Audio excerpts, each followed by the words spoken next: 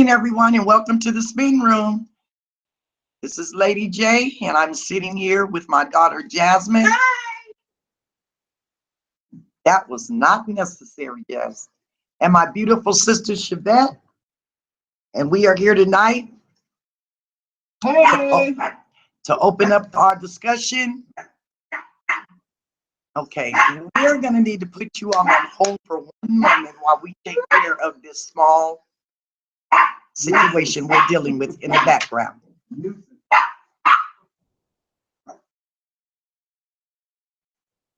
Hi, everybody.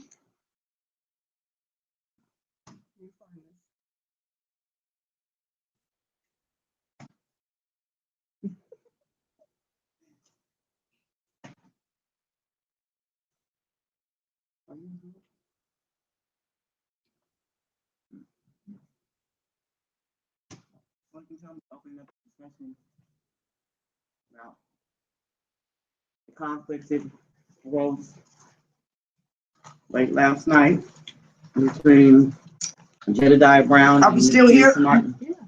Oh, I'm back. Sorry. That was my bad dog. But as I said, we're going to be opening up, we're going to be discussing tonight several different things, but the main one we're going to be discussing is the new bombshell we have been hit with, you all.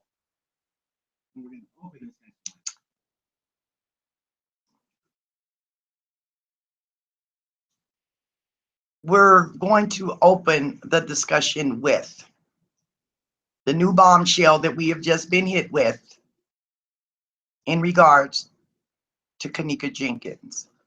I don't know how many of you all heard or have seen the live video that was released late last night by Teresa Martin in regards to the protesters and the protest and the monies that have been donated in the fund. Give me a minute here. I'm just thinking, because every time I think about this situation, it kind of baffles me.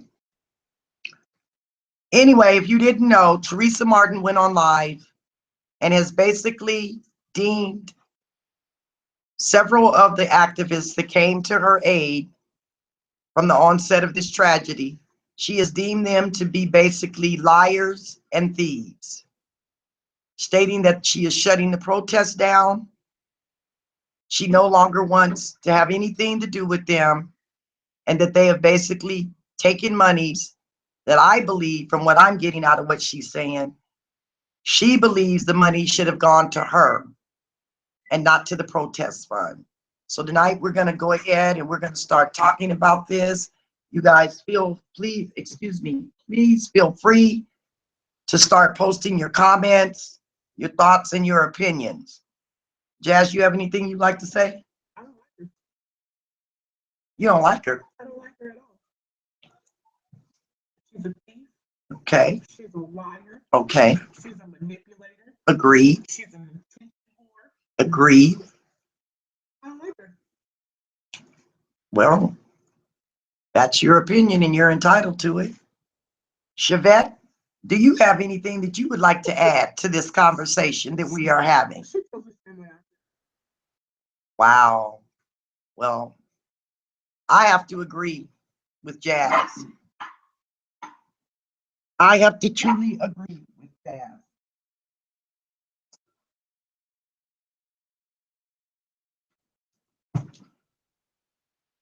I think it's very unfortunate that something that turned out to be such a positive move has now turned into something totally negative, overshadowing the purpose of it from the beginning. I personally listened to Jedediah on several occasions expressing, to Mother Teresa, his desire to set up a fund, how the monies would be used, that she would have complete control if that's what she desired. They would give her an account of how funds coming in, allocation of the funds. So that to me that's that's not even something to discuss. Did it happen? Yes, it did happen, and it was on live video feed numerous times. And many times she was standing right next to him when he talked about it. And she co-signed. Yes, you know, we want to make sure that people are taken care of. That's what that money was for. And as far as I can tell, that's how it's been used. It is very unfortunate that she came out clearly. She never even bothered to call him, you know, privately and say, hey, listen, I wasn't aware. But here's another thing for me.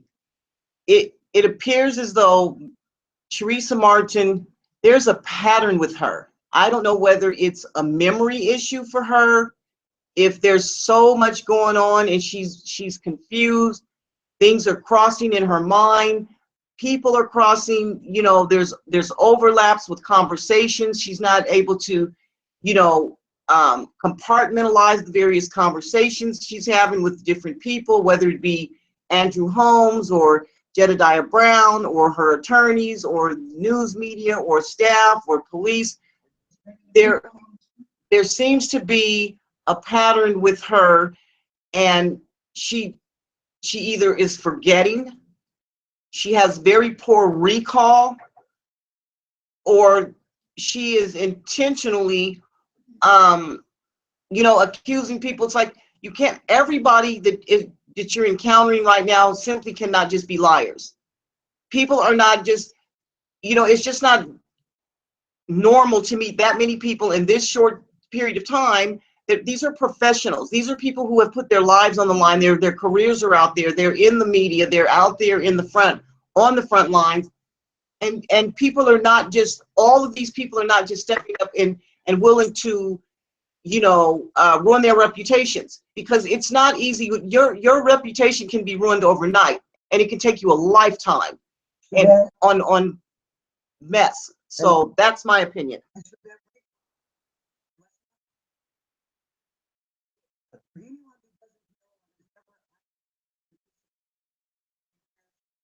And the dynamic in any protest, especially a protest where people pursue massive there is all they call a protest.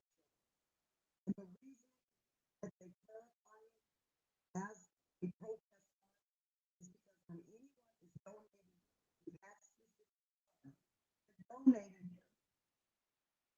excuse me, they're donating for the specific reason of those funds being used to take care of the protesters. Okay, well, you can't hear me, and I don't know what to do because I'm sitting right in front of the mic.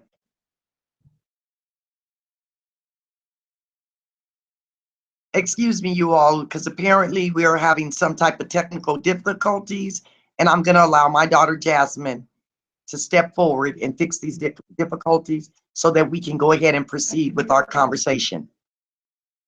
Oh, now she can hear me. But as I was saying, the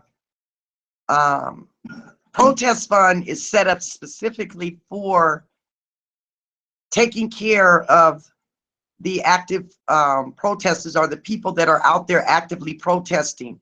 Those people are, first of all, they are coming forth, giving up their own time with their families, time away from their jobs, time away from their children. Some of them are traveling from out of state, which costs money. You know, a lot of these people just hop on planes and buses headed toward the protest, not even realizing or knowing where they're going to lay their head at night, get up the next day and start protesting all over again. So that's why people donate their money into that specific fund. Okay, that money is not to be used for burying the individual. It's not to be used to take care of the victims' families or loved ones. That money is specifically there to be used for the purpose of the protest. So for this lady to decide in the middle of the night, last night, to get up and sit in front of her live video on Facebook and beat down, degrade, rip apart, and do what she did to all of those people, not just Jedediah, Sheena, Lamont, not just those activists, but all those protesters that have come from all over the world. And now suddenly you want the world to believe that all along these people have been stealing from you and you never had a clue that there was even a fund. And we've all heard with our own ears, we've all seen the videos, the live videos that Jedediah has done with Mother Teresa, or I'm not gonna, with Teresa standing there stating that they had a fund and that if Teresa wanted to take over handling the fund, they would be more than willing to hand it over to her. She, number one, told them absolutely not. She wanted them to keep. Hey, you guys, how you doing? We've been waiting on you. We was waiting. We wanted to see you guys back. But anyway, so for her to even think that those monies were supposed to be given to her for her to do whatever she wanted to do or whatever she saw fit with, no, absolutely wrong. I'm going to use another situation as a hypothetical. Let's talk about the Trayvon Martin case. When Trayvon Martin was killed, anybody that knew anything about that case or followed that case knows that there were protests that were taking place all over the world.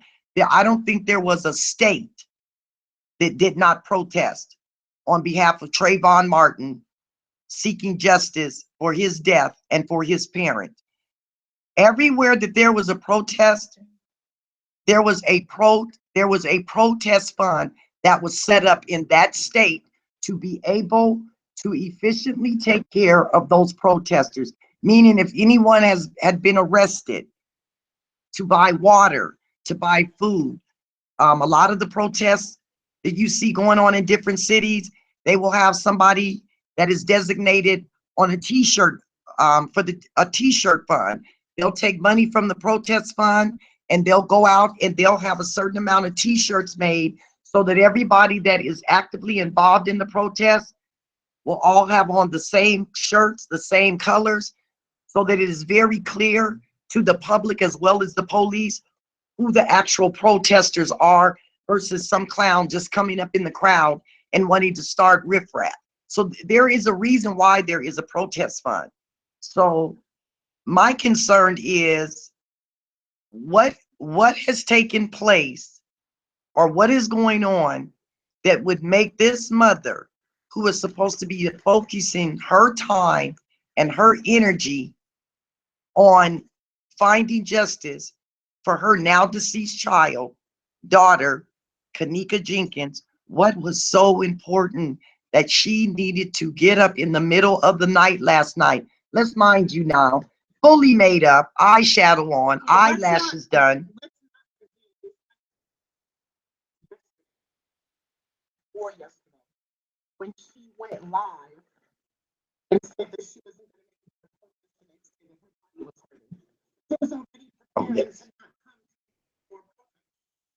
forgot about that part.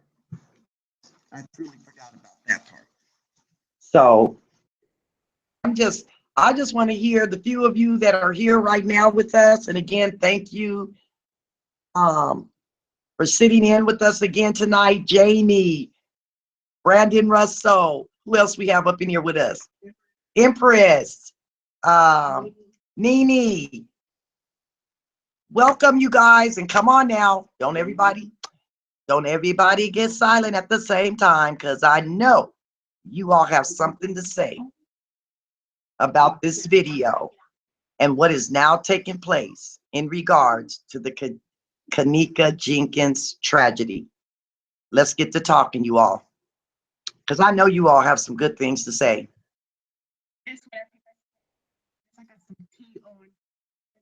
Brother. This is exclusive. We going exclusive. And don't y'all run back and tell Mike Lowry about our exclusive, because then you know he's gonna run with it.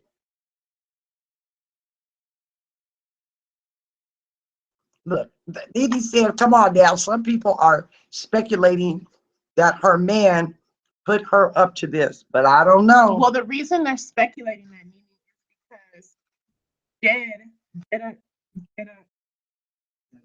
Jedediah said on his live feed that when they called her to talk to her about why she was in the protest, her boyfriend, quote unquote, her man, her guy, got on the phone and said that she can no longer talk to him, don't call anymore.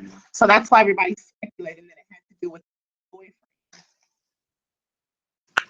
Well, still sounding a little suspicious to me, as they would say. Little suspicious to me.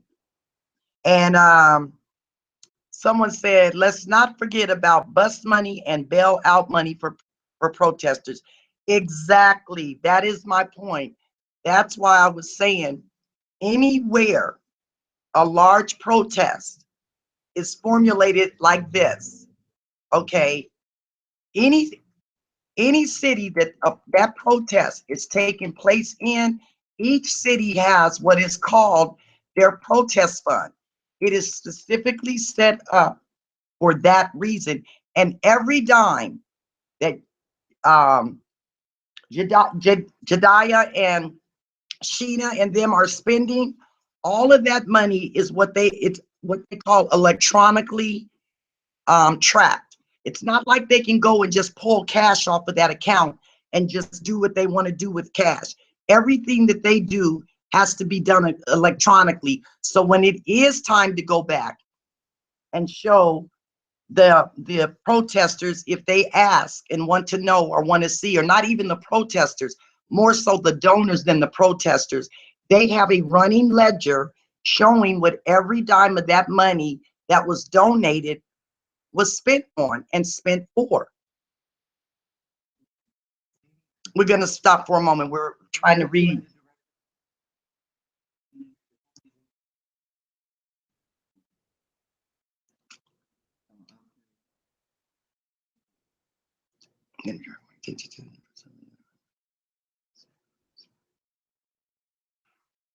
Jamie, thank you for sharing that. And I respect your opinion on that. But yeah, let me first ask, because we don't want to just throw a question out there and then start assuming anything. First, let's start off by asking you, why is it that you feel as you feel in regards to Jedediah?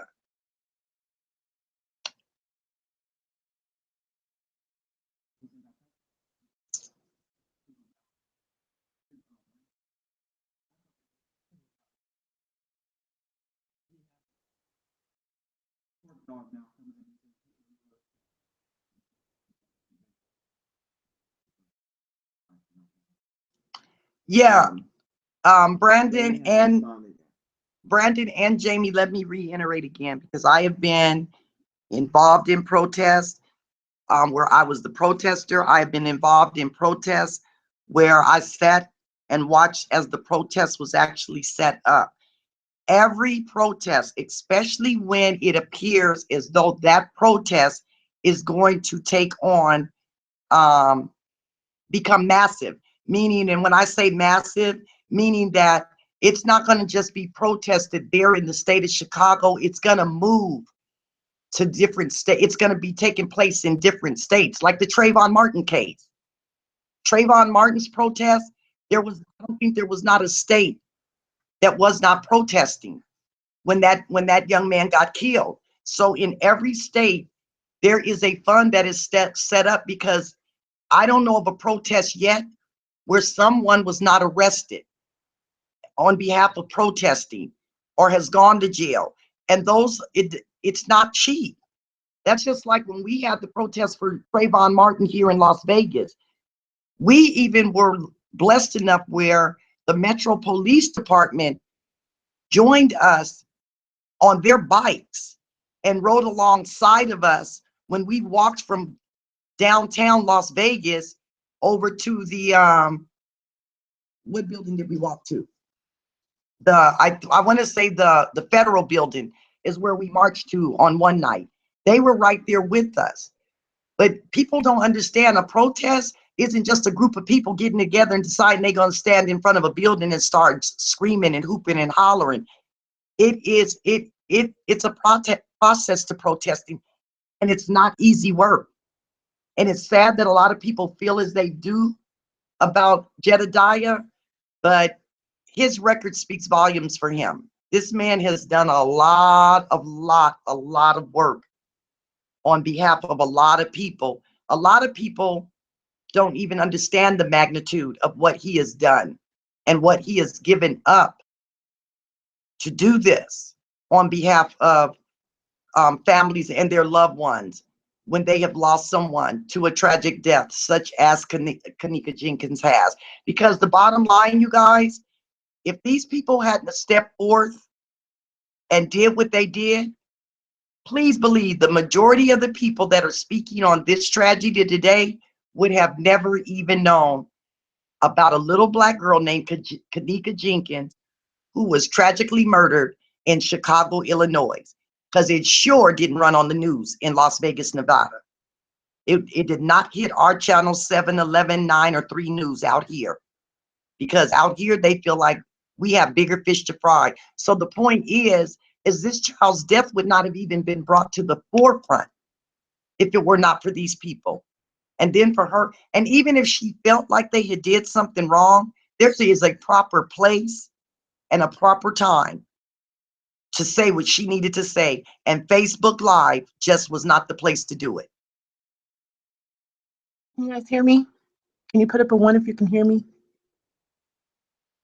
This is Jasmine. I just wanted to say, let's just call out a few points, okay?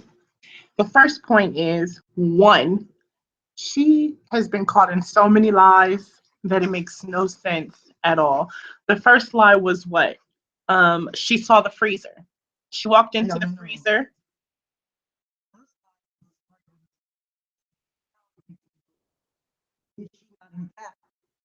Give Mr. Holmes the permission to go in there and look at it. Okay, so the first lie is, supposedly the first lie is, she told that man to not even, she didn't even give the man permission to view the tapes and to go into the freezer, etc.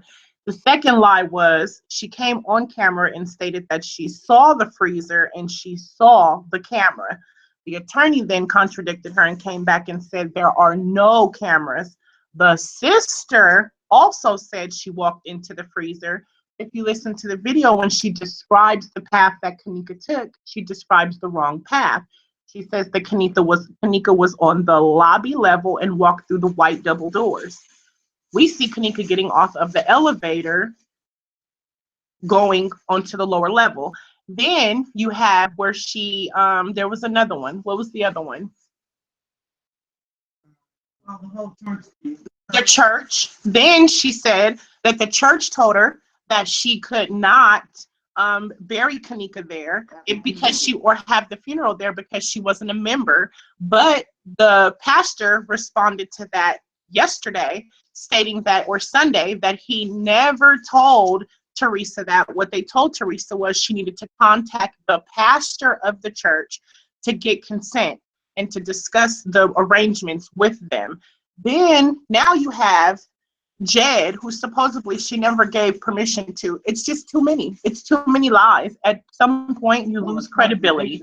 Right? It's too many contradictions. You no longer have credibility. Like it's out the window. What's going to be next? Your attorney?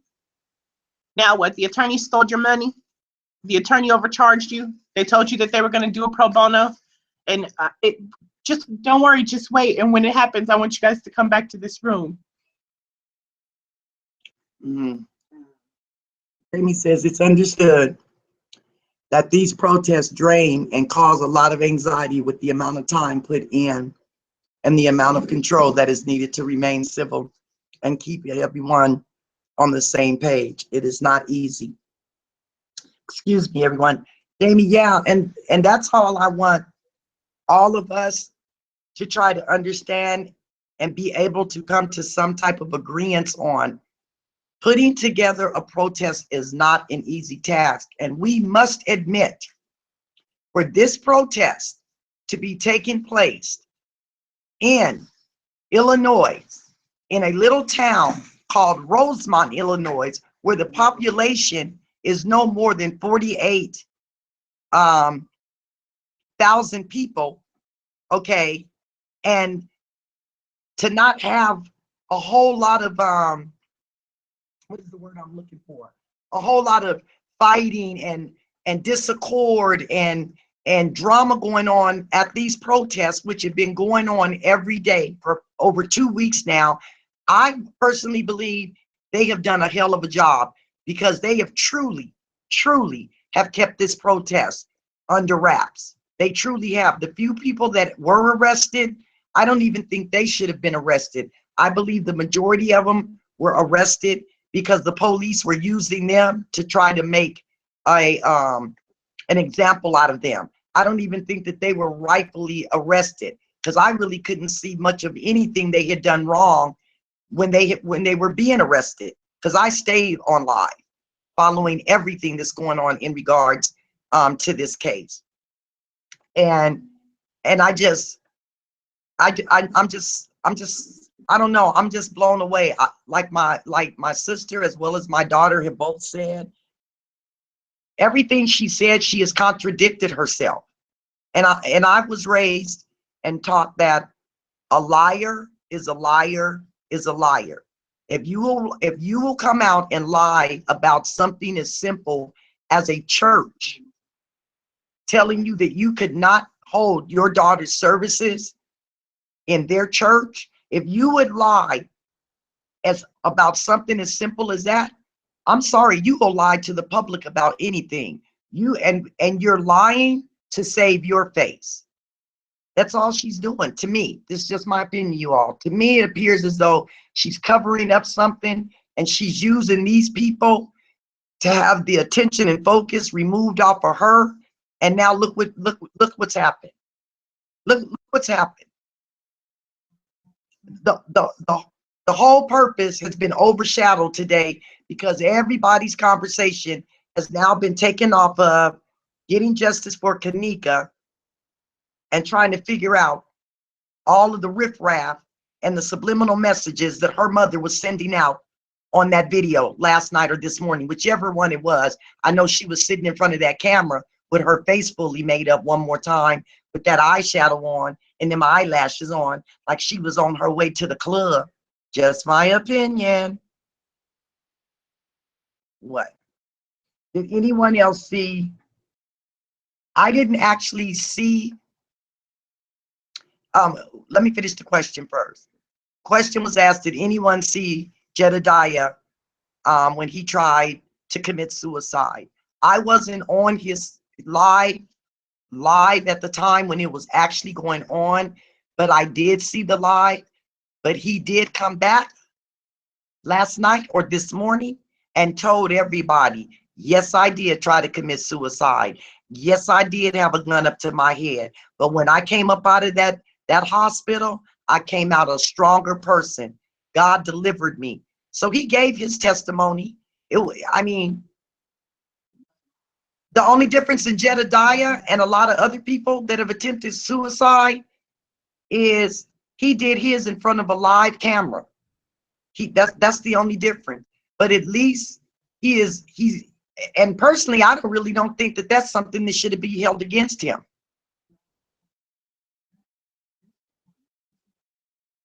Yes, yes, his attempted suicide had nothing to do with this case or this situation.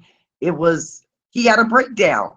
He's been doing this for years now, and this isn't the first time that he went through all of this, and then the people ended up flipping on him for no apparent reason. But you guys have to realize, anytime you start talking about money, and when the people are seeing that the money is going up and up and up, the more that their greed appears and appears and appears. That woman already, now listen to this. I read today where somebody in her family This is not some stranger like you and I that are just speaking on the case. This was a family member that came on one of the discussion sites, and this is what the wording that they use. Our family don't need no money. We don't need no money to bury Kenneka, because irregardless, Kenneka's gonna be buried, and Kenneka's gonna have a nice funeral. So my question is, if your family didn't need money to bury Kenneka, if y'all are still gonna be able to give Kenneka a nice going home celebration without the help of donations, then why in the hell did y'all set up a donation fund for Kenneka? Why are you all sitting right now on $27,000+ in a fund that Kenneka Jenkins' mother has set up? $27,000 that woman has right now. Her goal was $7,500. So if she wasn't greedy for money, why didn't she stop at that $7,500 goal? Why did she continue taking people's money? Just a question. Then you go ahead and answer a couple of questions. Jamie said, I believe she had no right to blast people live like that, but I also believe she is being pulled all over the place, and the best option for her is to stay away from making these live posts. I agree. I think that everybody is tearing down Jed. I call him Jed, but everybody is tearing down Jed because they did this video responding, or this live feed on Facebook, but they're just responding to Teresa. Teresa started it, and it wasn't just one video. If you guys all pay attention, if you go to her page, it was 2 videos. The night before she stopped the protest, she came on live and said that she wasn't feeling good. She had took some medicine, and that she was getting ready that she wasn't going to be able to make it to the protest the next day. Everybody in this house looked at each other and was like, something just happened. Something's going down. And the very next day, while we're all talking to you guys, lo and behold, she posted another video saying that she's stopping the protest. But if you guys pay attention, this is her second time, quote unquote, trying to stop the protest. The first time was when Andrew, quote unquote, told her to stop it because the hotel wasn't making any money. You never wanted to protest from the beginning. This is your second time blaming a reason for stopping the protest on somebody. Jordan said a rep from the church advised Miss T she would need to contact the pastor for his approval. The pastor addressed her accusations to his congregation and informed them she has yet to call them. Yeah, I saw that video. I saw that video on Facebook this morning where he said they have it on camera. Yes. He said they have it on camera, and that is not what happened. They just told her that, it doesn't matter whether it's a high-profile case or not. There's still necessary steps that you have to take to have the funeral at their church. Hi, Irene Gonzalez. How are you? You came in just so happy. Hi, Jasmine and Chatterers. Hello, how are you? Who's next? Tilly G said. That's the point I'm making. The attorney's next. The attorney is next. I'm gonna tell you this is my theory on what happened. The hotel offered her money for the funeral. Yeah. She turned that down because that money would have had to be spent on the funeral. There was no, we could have a funeral and, spend $17,000 and still keep $20,000. No, that hotel said we will pay for the funeral expenses. It's just like when I buried my ex-boyfriend and we had to go get the victims of crime money. They gave me $9,700. That $9,700 had to go directly to the funeral home. So we made sure to spend $9,700. That is how that would have worked if the hotel gave her money. This is for the plot thickens. I think that the city or the state told her, if you shut it down, we'll give your son a deal. and we'll give you some money. We'll give you a get out of jail free card.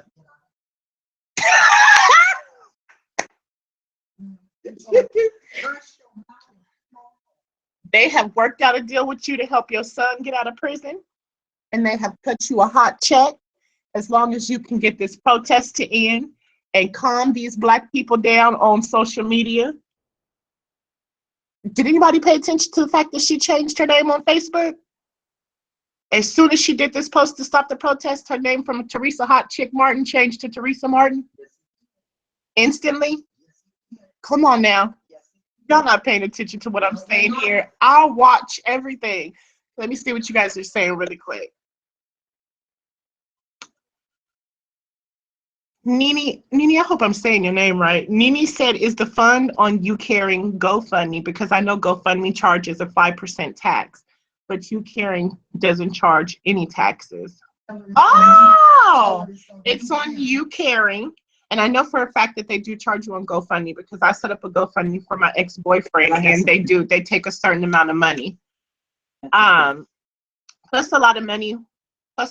What does a lady do with that money all of a sudden it's there? Well, your inmate boyfriend needs to get some clothing because he's been in jail.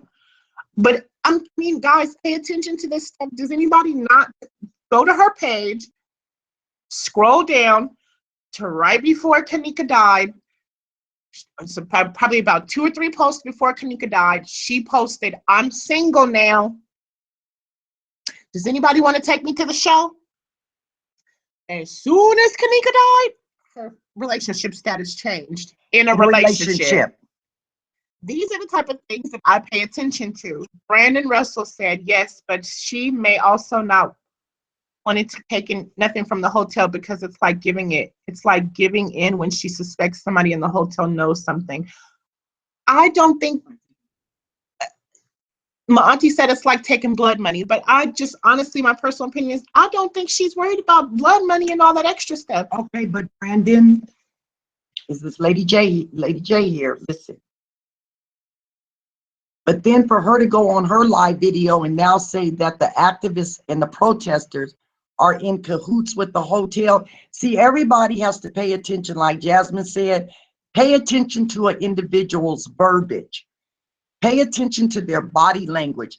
Pay attention to those words or those statements that they keep throwing out there. It's subliminal because it's a message in it. There is a message in it. The hotel offered to pay for the funeral, but she declined. Then she came out and said that the hotel requested that she stop the protest because it was causing them not to make money. But then she flips around and now she's saying that the hotel is in cahoots, okay, with the activists and the protesters. What that says to me, I'm gonna go ahead and accept this money from this hotel for this funeral. But what I'm gonna do is I'm gonna throw in there that the activists are in cahoots with this hotel. So if word gets back that I got any money from them, it's not gonna it's not gonna fall right with the people, because I done already told the people that the protesters and the activists are in cahoots with the hotel. Do you all understand what I'm saying? Pay attention to a person's verbiage. People talk and they don't listen before they speak. They just start talking without saying, okay, let me sit down and think this out, what I'm gonna say to these people before I say it. So therefore, I don't end up catching myself in a web of deceit that I might not be able to climb the hell up out of. And I believe when I go back and pay attention to all of her verbiage and just the different things that even with the church, why did she find it necessary to come out, lie on that church, and then sit back and patiently watch the way people just came in and started tearing that church down? People started jumping on their phones. They were calling that church with nasty phone calls. They were sending that church nasty emails, saying all kinds of stuff. And then the pastor has to open up his service on Sunday morning. He has to open his service up with the topic of Teresa Martin and the fact that they never once told that woman that she could not hold her daughter's services there, that is not what the conversation consisted of. It's like the verbiage again, you guys, the verbiage. Come on, you guys, walk with me through this. Walk with me. Walk with me. Hi guys, this is Jasmine. I just wanted to go back a little bit. I was able to find the video where Jed was getting ready to try to attempt suicide. My kid.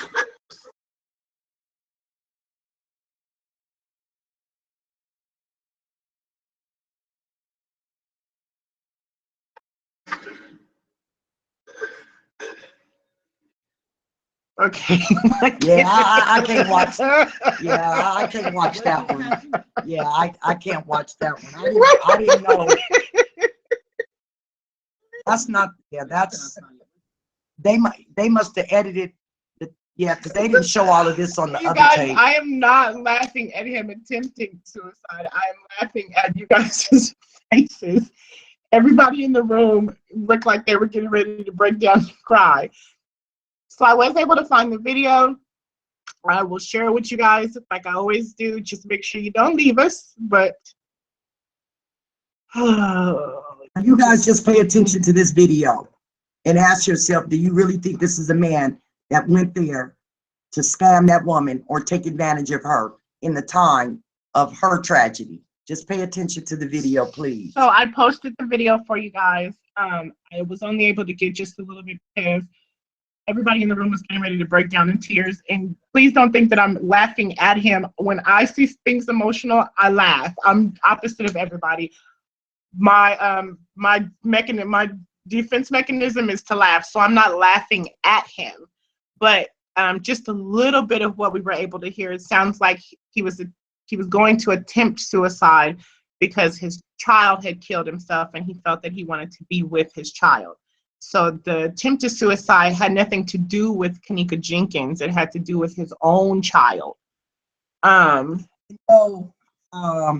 Teresa Martin and Jedediah are not related in any shape, form, or fashion. This man did not even know that woman. When he found out about the Kenneka, matter of fact, I'm gonna tell you how he found out about Kenneka Martin.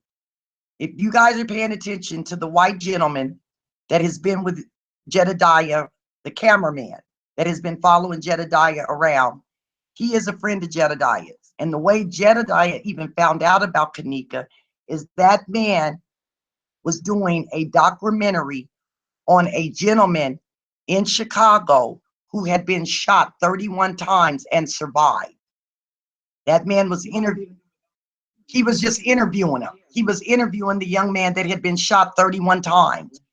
When the news came across his screen saying that a 19-year-old young girl by the name of Kenneka Jenkins had just been found dead in the Crowne Plaza Hotel, and the guy that he was talking to looked at him and said, "Wow, I know that young lady. I know Kenneka Jenkins. I've been knowing her since 2015. The white guy said he immediately got on his phone and called Jedediah to tell him about what had just happened in Chicago. He said this man, Jedediah, immediately got in his car and came there and met up with him to try and go and meet up with Teresa Martin because they wanted to figure out what had happened to that baby in that hotel that night. So no, him and Teresa Martin are not related at all, at all.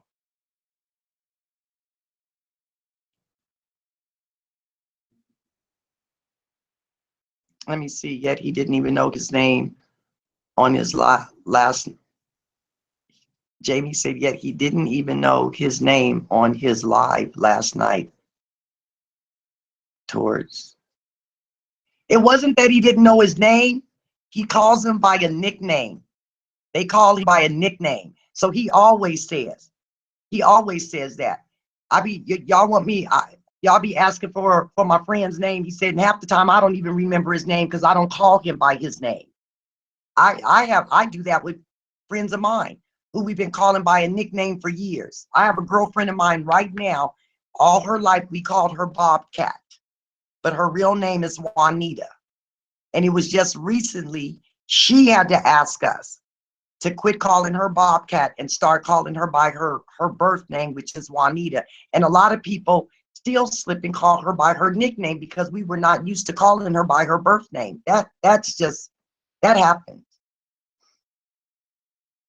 The guy never said how the other guy knew Kenneka Purple Smurf.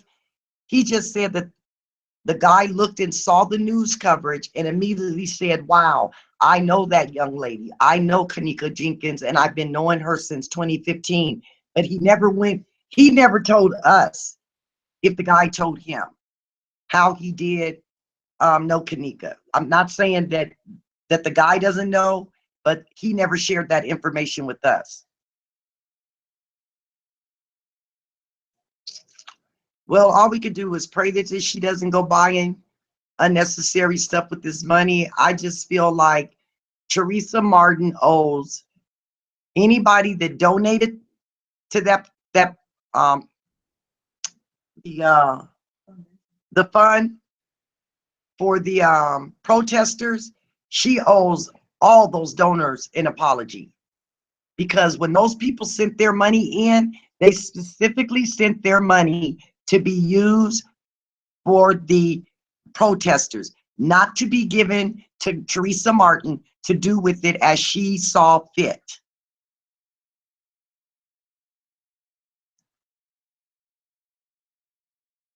Miss T clearly has some issues. She seems to contradict herself constantly. Yes, she does. And I have a big problem when someone is constantly contradicting themselves. And again, let me reiterate the fact that let me see. My sister and my daughter are over here. They are cracking me up. Now you all made me lose my train of thought. Oh my goodness. I knew I shouldn't have paid attention to you two. Okay, what did Jamie say?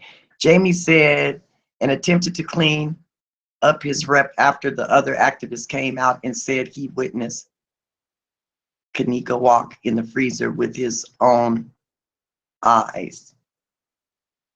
Yeah, exactly. You're talking about Jedediah came out and attempted to clean up his reputation.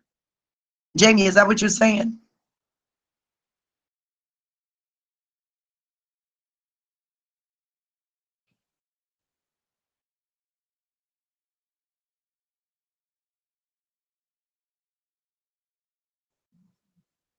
Yeah, you guys, and another thing, somebody said this case makes me sad. Tilly said this case makes me sad. These people that are gaining notoriety off of the death of a poor young woman. And exactly, Tilly, because we don't know what type of offers that family has been given thus far. They might have already been offered a book deal, anything. We don't know what they have been offered. And at this point, it leads me to believe, how much did Teresa Martin know? When you go back and look at the timeline, the kids called to tell her that her daughter was missing at 3-something, but she decided to take a whole hour to pull herself together before she even went over to the hotel to even find out if in fact her daughter was there, or if in fact her daughter did come up missing from the hotel. Then after she gets to the hotel, she talks to the 911 dispatcher, she goes back home and waits another 2 hours before she returns back to the hotel to start pursuing an active investigation into her daughter missing. What parent lets anybody convince them to go home and lay down for 2 hours and then come back, and we'll go ahead at that point and see if we can find anything, or if anybody knows anything in regards to your daughter that you claim is missing? It's not adding up. And I personally believe, as far as the attorneys are concerned, I don't believe that those attorneys are even representing her anymore. And I'm gonna tell you why. Because usually, anytime attorneys step in to represent someone in a case like this, one of the first rules of thumb is the client is to shut their mouth and be quiet. They are not to answer any questions. They are not to respond to anything. They are not supposed to give out any information. The only thing they are to say is, if you have any questions, if you need to know anything, you need to contact my lawyer. And at that point, they are supposed to give them their attorney's information. They are not supposed to be on live, making live videos. So I don't even think that she's still being represented by that law firm. I think after they did their further investigation and started realizing the type of people that they were dealing with, I think they might have even decided, you know what, this is not something that we even want to be a part of.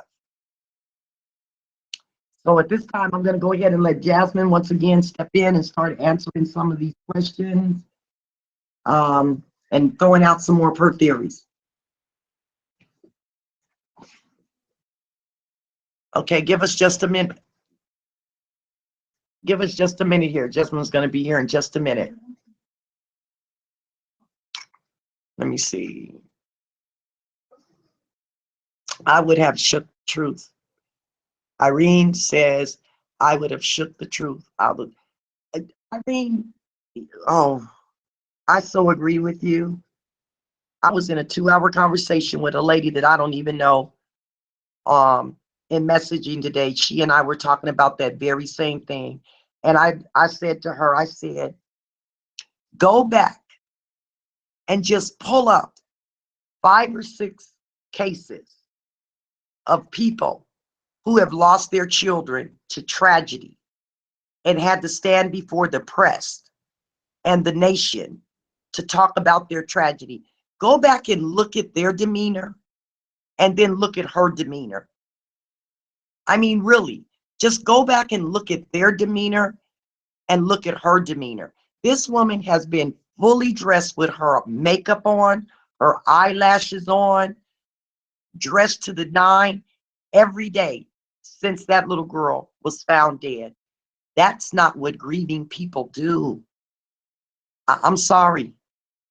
Most days, when you grieving the loss of somebody, most days you don't even want to go in the bathroom and brush your teeth and wash your face, let alone get up and put on makeup and eyelashes and make sure that your blouse is matching with your pants and your shoes is matching with your purse. That's not what most mothers and fathers do in the midst of losing their child. I'm sorry. That's, once again, that's just my opinion. Let's see what a couple other people say. Jamie said, I agree with that. Teresa seems to have a lot of people in her ear, and she must have been approached by the people who are attempting. Ooh, Jamie, talk about that, attempting to cover this up. You don't even want to know where my sister and I's mind went today with that one. I am so serious. So I said, wouldn't it be something else for us to come back and find out, just a hypothetical, you all, don't nobody jump on me. These kind of things out there, I'm throwing them out there as hypotheticals. We came back later to find out that her daughter's life was taken because of her actions and behaviors, or because of something that she has done to someone. See, people don't think about stuff like that. People do not think about stuff like that. And when I went back in that woman's page before she shut her old page down and just looked at some of her pictures. Pictures speaks 1,000 words, people, about who you are, how you live, and the things that you do, and the things that you just aren't willing to do. Pictures speaks 1,000 words. When I see you, and I'm looking at a picture of you at 40 plus years old with grown kids, and you got a picture of yourself up on your Facebook page with everything on your body exposed as you can get exposed without being butt naked, I have a problem with that. Just my opinion. Let me see. Jamie said, wait a minute. Okay, we tapped on Irene's question. So let me see. Tilly said, that's the sad part. Kenneka should be better represented. Exactly, Tilly.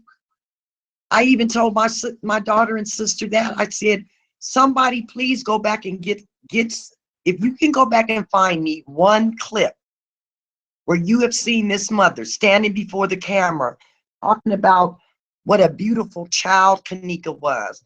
Kenneka was a beautiful child. She was a loving child. Kenneka liked to smile. Kenneka liked to have fun. Kenneka was this, Kenneka was that. Kenneka was loved by so many of her teachers in school. You don't see her giving her daughter any type of praise or acknowledging that baby. All she keeps saying is, my cancer. I had both my breasts taken off. My cancer. And I want justice for my daughter. Not I want justice for Kenneka. I hate when people don't refer to their kids by their name, because it sounds like they never were your child from the beginning. My daughter has a name, and I say it proudly. Anytime I say it, my daughter's name is Jasmine. And she dropped the mic. I sure did. I gotta stretch my leg. She dropped the mic and got up, guys. Hi, Callie. You came in a couple of seconds ago, and I didn't get to say hi. Tell Kelly I said hi. My mother said hi, Callie. So this is did you read what I put in there about my theory? No. Okay, so guys, so this is Jasmine. So my theory is somebody told her, we need you to stop the protest and we need you to build controversy between you and Jed. I need you to stop the world from digging deeper into this murder. Look how fast we switch lanes. Everybody YouTube you go to is now discussing this, the mess, the drama. Everybody got off of the investigation part. So let me go ahead and make this tea time for a second just to switch up the pace really quick. I need to share with you guys my tea. So you guys can see the screen, right? So let's minimize this. Let's open this up. So I posted my theory in a Facebook group yesterday, a couple of days ago, what my theory is. My theory basically is, let me pull it up really quick, guys, so I can make sure I'm sticking to what I wanted to say. So my theory was Kenneka went to the party with her closest friends. It was Renee's birthday party. Renee was already at the hotel. She arrived at the hotel with Shamaya, Abriana, and Monifa. I believe that Brianna purchased the room. She was the plug. She's the person that hooked them up with the rooms and stuff. So I'm doing this because I'm trying to get us back on focusing on finding out what's going on with this case. Right. So anyway, so Ty arrives at the party with Tanisha Walker and Tolliver Herman and some other guys. Ty and Nene drugged Kenneka because Kenneka's brother killed a friend of theirs, and is currently serving time. This was retaliation called from a higher up associated with the GDs. That's what I think. So I think that somebody put a hit out from the GDs. So it probably came from, it was probably like a hit from the jail or something, like, hey, we need you to do this so we can get back at our brother, whatever the case may be. The party went on, which lasted about 2.5 hours. Kenneka started to feel the effects of the drugs. Her close friends, Monifa, Irene, Shamoya, and Abriana, along with 4 men, unaware of the men's names, went to another room. Irene clearly says in the live, they have 2 rooms. While Irene is live, the plan begins. Kenneka is now highly under the influence and can't really control what's happening to her. While all 8 people are in the room, a young man is fondling Kenneka.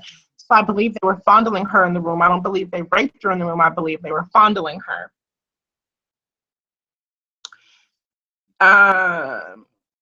The guy is roughhousing Kenneka in the bed. Kenneka's heard saying, I need something to keep my head comfortable. And there's other verbiage that's used, like you're tripping. You can also hear her softly cry out for Shamoya and Irene. So I don't know if you guys heard that in the live video when they took out the sounds, the extra sounds, and they amplified what you could hear. You can hear who I assume to be Kenneka moaning, or not moaning, but basically asking for Shamoy and Irene to help her, and they ignored her. Irene then asked, so what are you guys about to do? That's how I know that that live was probably the end recording, because at the party was over. So it's kind of like, so what y'all about to do? Like, what y'all about to get into? And you hear the guy say, so you coming with me? I feel that all four guys, Monifa and Kenneka, leave the room. I think that Irene and Shamaya and Abriana stayed. They get into the elevator where she is taken to the lower level. They coerce her into the men's bathroom and kill her. I think they killed her in the men's bathroom, and then all the video from the men's bathroom into the kitchen behind that little corner is all doctored footage. That's where all the photo editing begins. I don't believe there, well, okay, so I have to change this part now, because I do believe there's a decoy, but I don't believe the decoy comes into play until the bathroom part. Like they swapped it, like, you know, basically they have her looking like she came out. That way, that's where the plot thickens. Basically, let's make it look like this is where she kills herself, or she's not kill herself, but she accidentally goes into the freezer. So I posted that theory in this Facebook group, so people start sending me messages and stuff like that. Plus, they know we do our little blogs. So I received a message from somebody because I had the brother down as Joshua Martin. I received a message from somebody last night saying that the brother's name is not Joshua Martin, and the brother has a Facebook page. This is the brother.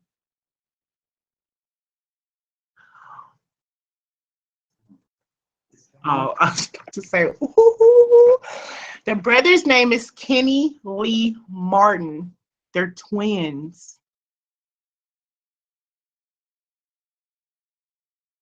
Ta-da!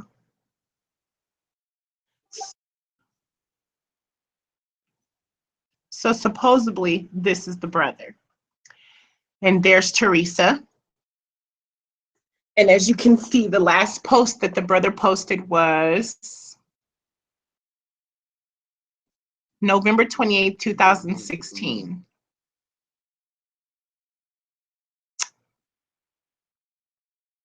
Do you see that? Free Shorty. Free Shorty and them. So he's in jail, okay? Free, let him out. Wait, when was that? September 25th, 2016. The brother posted a picture of them doing like this. The little bead, but with the eye. And there's comments on there, free Renzo and Killa. Killa 1 and 2. Own baby. And then another one says free Shorty and them. Free Shorty and them. Right now.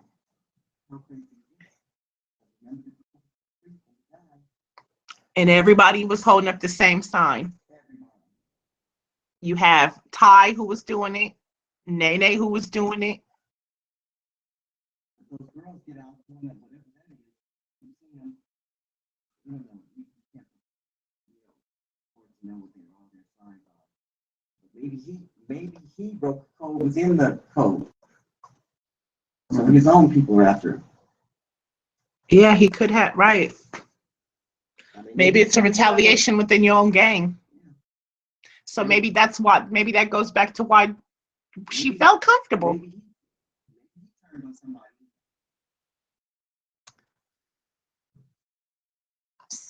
Brandon put, they doing all that in the Crowne Plaza. Seems to me you would have done all that foolishness at a days. At a Daisy. Yeah, Motel 6. Motel 6. A Holiday Inn, something like that, right? Empress said this is bigger than a bunch of thugs. It doesn't explain the cover-up. I believe if it was revenge, there was involvement from higher up. All of them get paid out the friends too. Well, Empress, I mean, let's just think about it. If you're associated with a gang, so let's just say they're all holding up the same gang sign. So he's a part of this gang. He goes to jail. He's in jail and he does something that gets him what's the word I'm looking for? That gets him kicked off of being in his gang, or maybe he's PC'd up or something, and now his gang is trying to find a way to retaliate against him. The closest people to you that they're going to hurt is your family. That's what real gang members do. They don't come for you. We're going to hurt the person. Why hurt you? That ain't going to hurt you. You're dead. You don't feel it. We're going to hurt the closest person to you, your sister.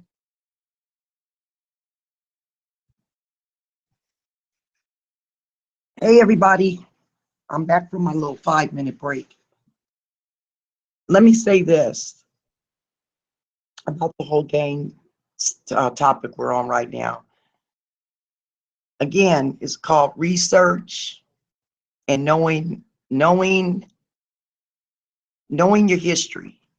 Because I'm telling you, research, you'd be surprised the information you come across that will alleviate you from speculating and from allowing other people to speculate on that which they don't know. That gang, the Disciples, is one of the largest gangs in the world. The Disciples originated and came about way back in like the 50s and the 60s. Okay. Even Donald Trump. Why do you all think Donald Trump is trying so hard to have the government come in and bring down the Disciples? They are not only the largest, they are one of the most wealthiest. Hear what I'm saying? They are one of the most wealthiest gangs, notorious gangs in the world. They are now considered to be larger than the mafia. So, you know, just because we see what looks and appears to us to be a bunch of little thug youngsters hanging out in a hotel at a hotel party, to be honest, none of us really know or understand the extent of what part they play in that game. None of us know who they are related to. That is probably what we all call, or this what they call on the streets, a OG. See, you got to think about all of that. Let's not also forget, we have a whole lot of underhanded, undercover government officials, FBI agents, police officers, investigators who work, city officials, mayors, governors who work undercover with these gangs. They're being brought and paid off by these gangs because guess what? These gangs have the money to be able to do that. If you guys, I don't know if any of you all went and looked at pictures on that young man, Tolliver Herman's page. Go, if that page is still there, go back and look at some of his pictures. That young man, or that boy, whatever you want to call him, thug, he has physical pictures of himself where he is literally counting out hundreds of thousands of dollars at one time in all $100 bills. He's standing there holding stacks of money that look like they would add up to anywhere from 60, 70, 80, 90,000 dollars at one time. So all of this we need to take into consideration. Just because they're being presented to the world as a bunch of young kids that was in a hotel room and something went awry, we don't know who up in there was paid to do or say what, and we don't know who they were paid by or who they were brought off by. Because like Jasmine said, they could have easily called her mom on the phone and said, check it out. You know your son could possibly be spending the rest of his life in prison on that murder charge. But if you just find a way to quiet these protesters down and get them to leave from in front of that hotel where those people are losing hundreds of thousands of dollars a day because of that protest, this is what we'll do for you. We're going to go ahead and get your son out of prison, and we're going to put him in a protection program where he's out of prison, but we're going to change his identity in order to protect you and the family. People, let's open our minds. Let's think on a bit larger scale than the rest of the people in these other rooms. We want to solve this case, don't we? I'm dropping the mic. So the second T is last night after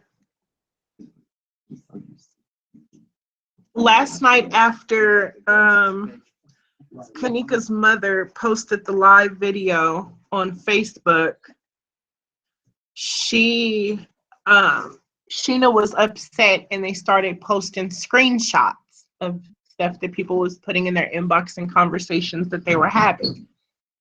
So I came across this, which was screenshotted on her page, and it says, "In the kitchen during overnight shift is empty. If I worked there, that definitely would be my dip-off spot. If she gets the footage for 30 days prior, it'll help the case, help to narrow down some people to question. And it's a video. The second video of her walking in the kitchen where people claim to see a boy in blue hoodie, that's not a boy in a hoodie. But if you got to the video and watch closely in the crack of the door directly on the left side of the blue object, you can see movement through the crack. Someone was definitely back there sitting in the office. I'm booking me a room because I have to see for myself, and I want to see how the staff would treat me with my RIP Kenneka," I think she meant to say shirt on. "I'm recording everything."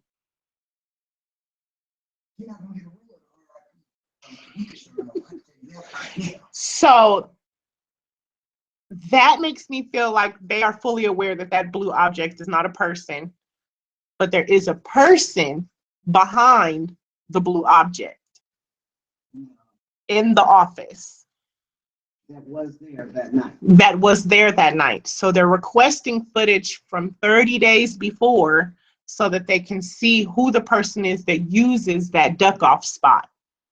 They're not requesting, she's suggesting. Right. So same thing, right? So she's requesting that they request 30 days worth of footage, which is basically what we were saying last night, but we were saying to request footage from the 6th up. They're saying request footage from 30 days back, just to see who uses that area to narrow down who could have been in there.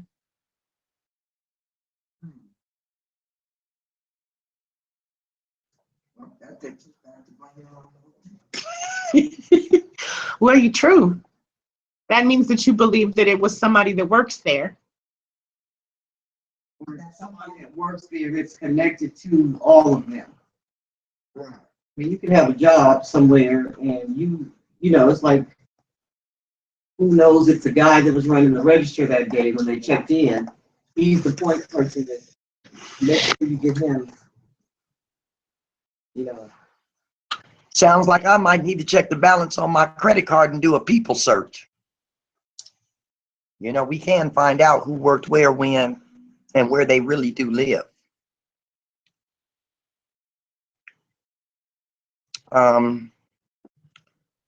Okay. And Miss Jasmine, could you please help me here? Because I can't see my friends' questions as they're scrolling in the room. Because you made it very little bitty. Oh, it's on the other side of the screen now. Hold up, you all.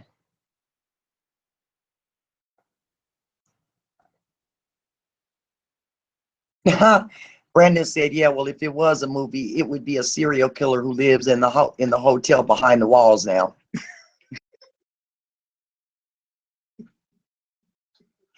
That part right there, Brandon, that part. Let me see. Somebody says,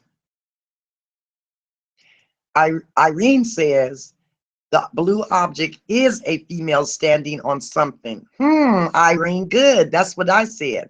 The blue is her jeans and the white hoodie is a white shirt. And you can see her black hair. And I agree with you. I said the same thing. That figure in that corner is definitely a human body that is standing there. I don't know who this person is talking, because I'm still not really understanding the whole thing of requesting footage of the cameras from 30 days prior, unless the person is trying to say that somebody that was actually in that room that night works there, and you can actually see that they work there by looking at footage of them from 30 days prior to when this took place. Tilly said, "Ooh, I had a dream last night. This whole thing was a movie, and the killer was who we didn't even guess." Was the killer, Tilly? I'm interested in know. I know Brandon Russell said it. Tilly, who was it? Tilly, we need to know, who was the killer? Brandon Russell said the mother.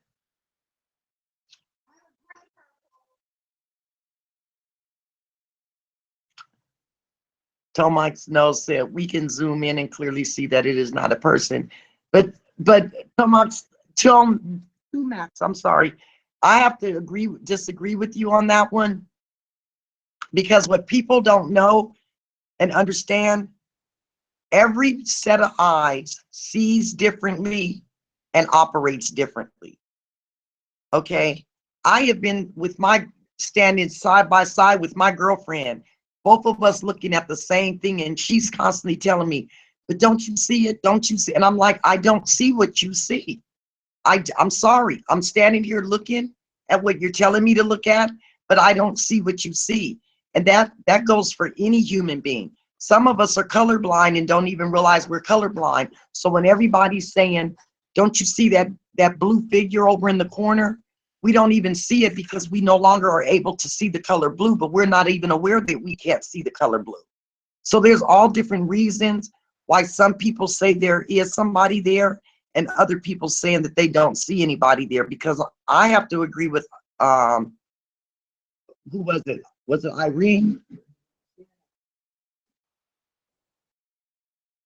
Oh, but how do we know that she knows that there's an office back there?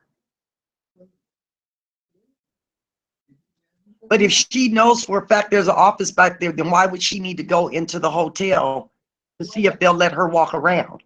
She would already know. She wouldn't. That theory's not making sense to me.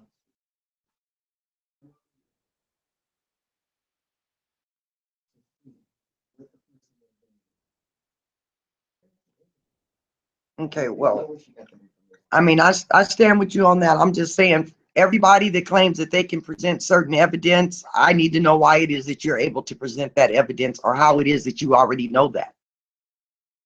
If in fact that you've never had access to that area, how would you even know that?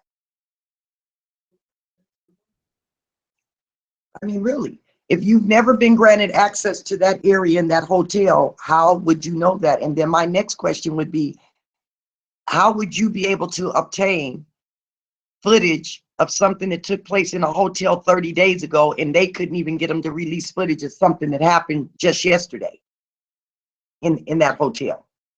Unless maybe you're telling us you're a part of the plot and you helped them get to the video room. Just saying. Let me see. I made a video proving it's not a person, but people prefer the drama. Look up. We gotta kill this guy in the blue jacket. BS all. BS, y'all. So you did a video that we can go and look at? Because I mean,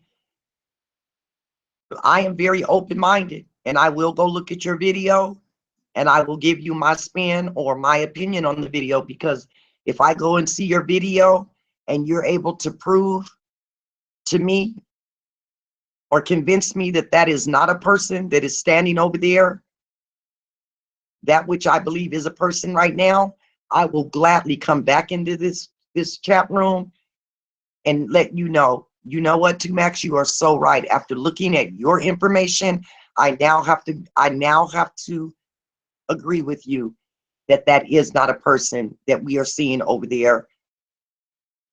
I mean, I'm open to everything, because like I said, we all see differently. We all perceive certain things differently. LJ said a lot of times we bust our heads looking at different videos and our eyes start playing tricks on us. At this point, we can all agree that the tapes have been tampered with or possibly recreated. Exactly, LJ, exactly. It's subliminal. It's subliminal. That's why even on TV, you take a TV commercial, for instance. What have you? Let me use this theory. Have you ever been watching TV? You're not thinking about being hungry. You're really not hungry. You just finished eating not even an hour or two ago, but all of a sudden, let's say a Pizza Hut commercial comes on. They have this big, thick pizza coming out the oven looking pipey hot. Everything on every ingredient on that pizza on your TV screen looks absolutely mouth-watering. And now you on your phone or calling Pizza Hut trying to get you that same pizza delivered to your door, to realize that once it gets to your door, number one, it don't look nothing like the picture you just saw on TV. And number two, you really wasn't hungry after all. That's how they do us with these videos and stuff.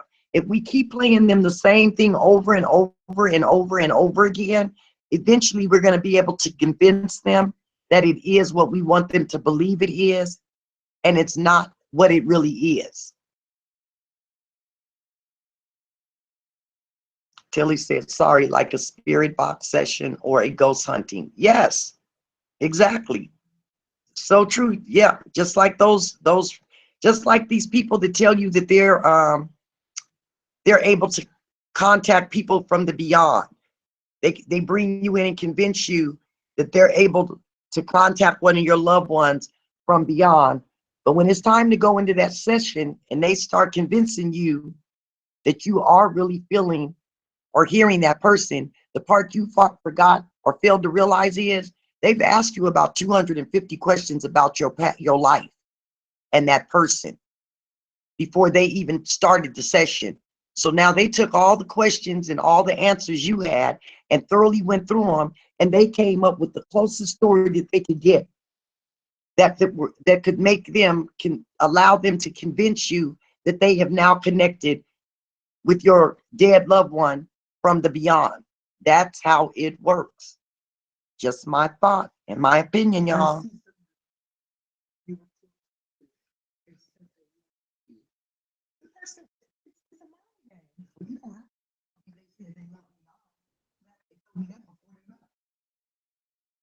Yeah, hi guys, this is Jasmine. I just, somebody asked Jordan a question and said, do you believe that we'll get the truth? I said, I think that we will very soon. Very, very, very, very, very, very soon. Because people are going to start exposing the truth. See, you start making enemies, people start revealing things that you didn't want revealed. And Sheena and Jed are very upset. They said last night, she basically said, we're going to war. We are going to war. You assassinated our character in these streets. We are going to war.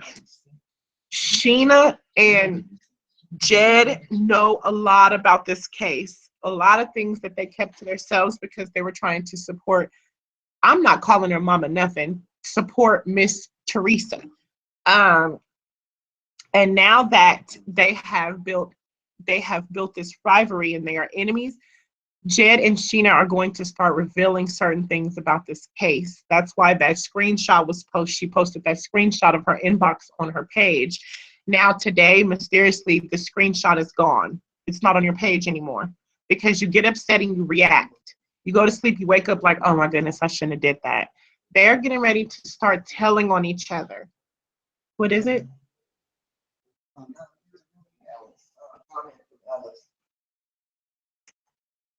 The subliminal message and brainwashing on the masses is to prepare us for the truth. So once the truth comes out, we will not be able to accept it, and thus the killer will go free.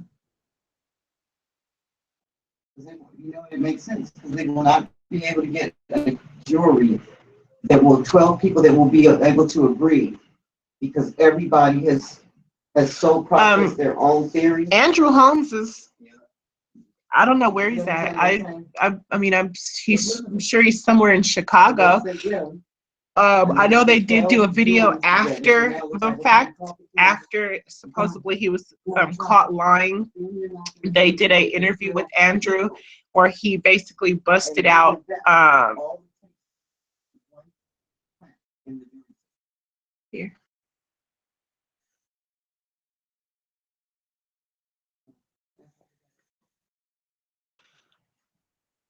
Yeah, I believe that they did an interview with him after he was exposed, and he's still stuck with his same story.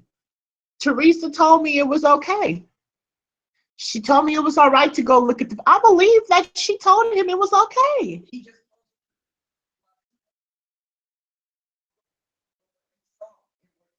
Yeah, I believe that Andrew Holmes was really given permission to go look at those videos and to stand by her.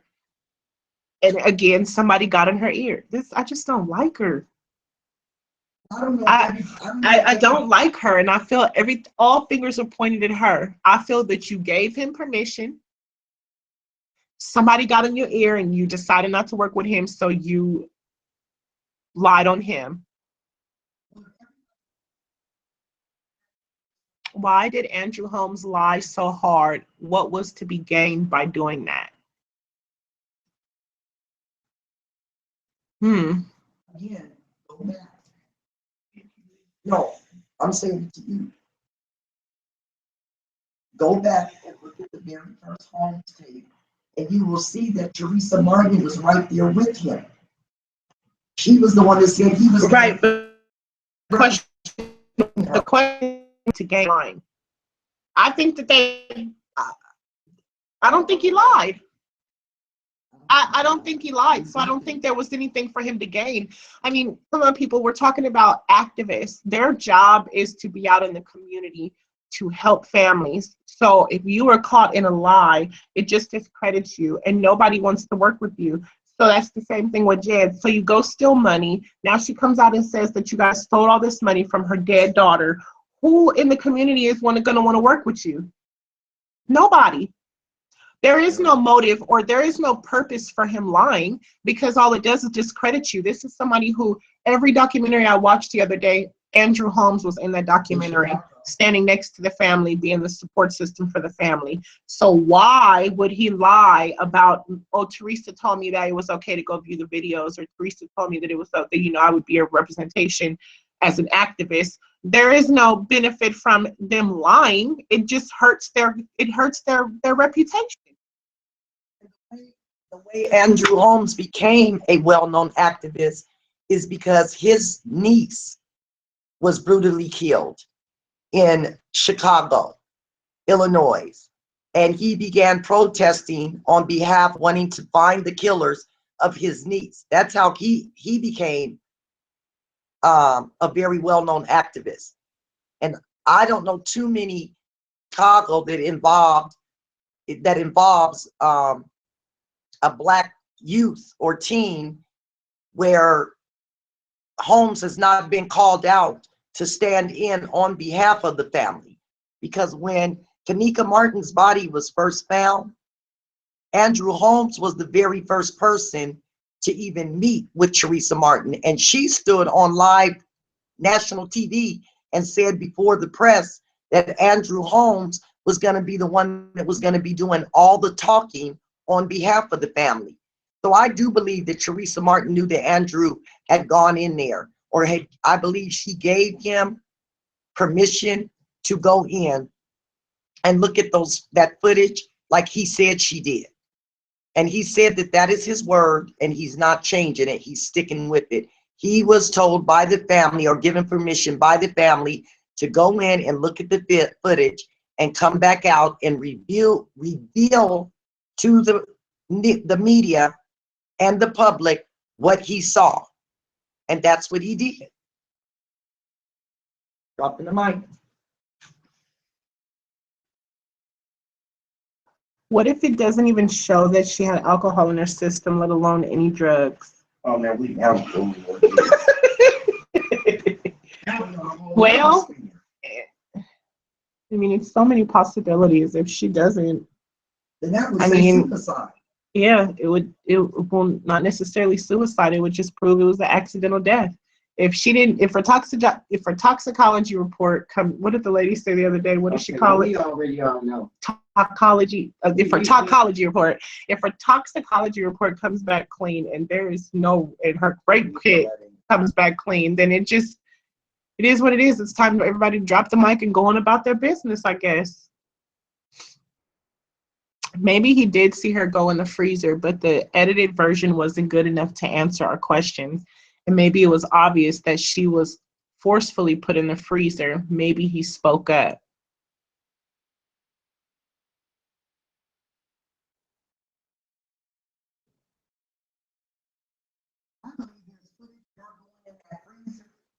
And they just don't want to. I believe that there is footage of her going in that freezer.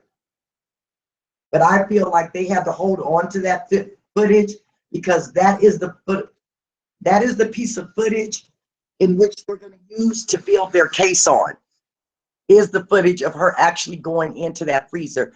Now, why Andrew Holmes would come out and say that he saw her walk, and maybe when he saw it and the way he looked at it, it did appear as though she was walking into the freezer on her own.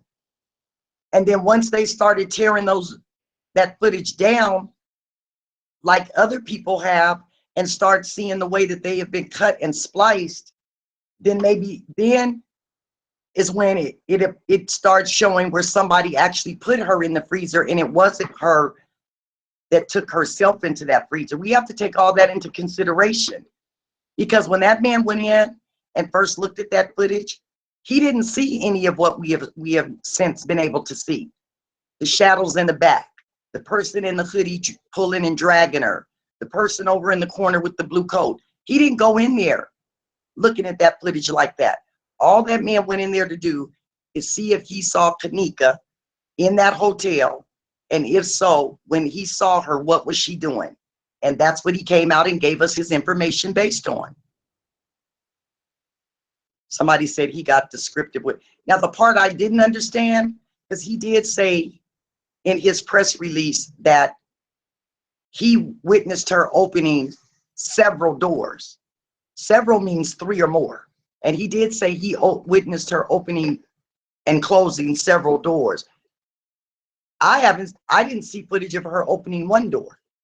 We didn't even see her open the door to the men's bathroom. We just saw that she went around that corner and disappeared. But we didn't actually see her push that door open. Dropping the mic. Back to you, Jasmine.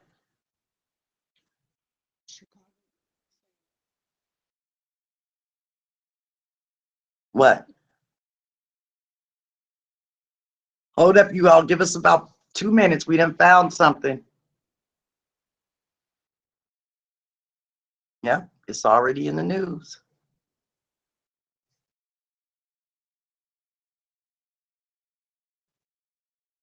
She became aware recently that some organizers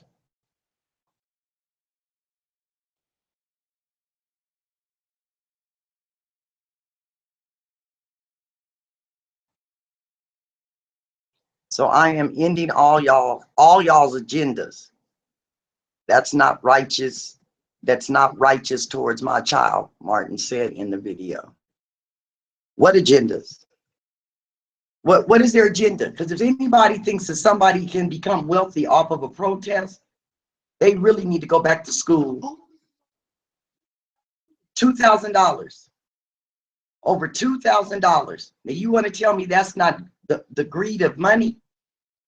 All of this over $2,000.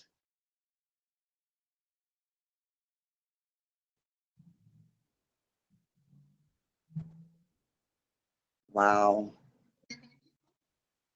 They're out there protesting tonight. They're protesting as we speak. Well, they might not be right this minute, but they are protesting. Welcome, Rashad. I'm Lady J. How are you? For those of you guys that just came into the room, we're discussing the Kenneka Jenkins case. We're discussing the hotel footage as well as the Teresa Martin situation. I also wanted to ask you guys, excuse me, did any of you guys read the article stating that the footage was created? What did it say? On the footage, when they're speaking of recreated, picture a scene from CSI or whatever, they went in with the red laser lights and stuff, and did all that. All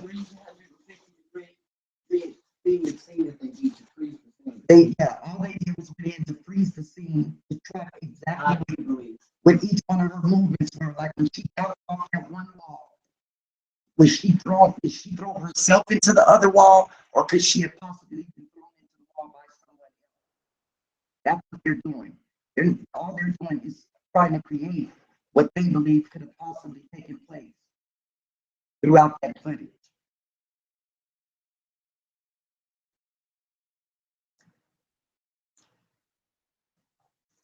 There will be lots of reverse. Trust me, the authorities will try to stop it and use the mother wishes as a means to do so. Well, I did see where I am following Monifa on Instagram, and I saw where the other day the police actually came out to her house, and she posted on Instagram and said the police have continued to harass her. And it's probably just because they're kind of trying to keep an eye on you and make sure that you are where you are when it's time for the arrest.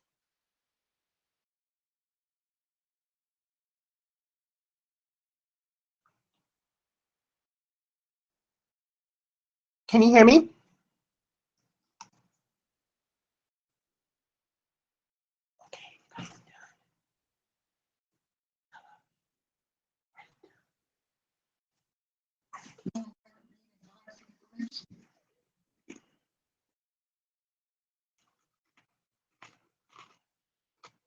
Kenneka Jenkins was murdered. The question is, why murder her?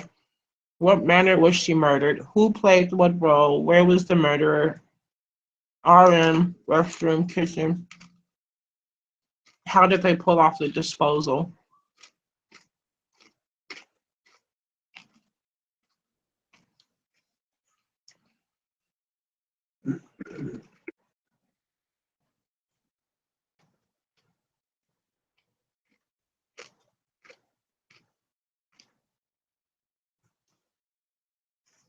I don't know. So what are you guys' opinions? What is you guys' theories? I don't think any of you guys have shared your theories with us. Somebody post what their theory is.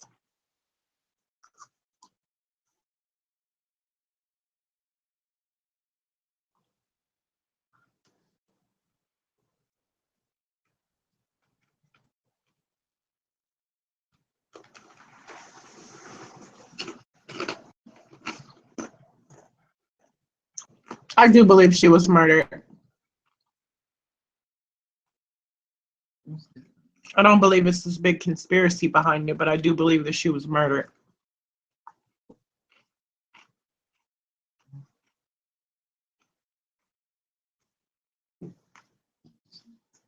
But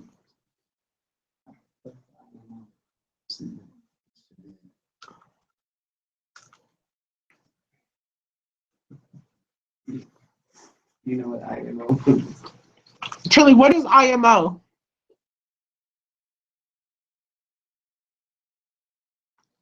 Tomac said, when y'all saw Kenneka's pic, did she look familiar to any of you? Mm-hmm. Who asked that question? Tomac. No, is there a reason why we should have? Come on, bring us up to date. Right, Tomax, what you trying to say? What is your theory?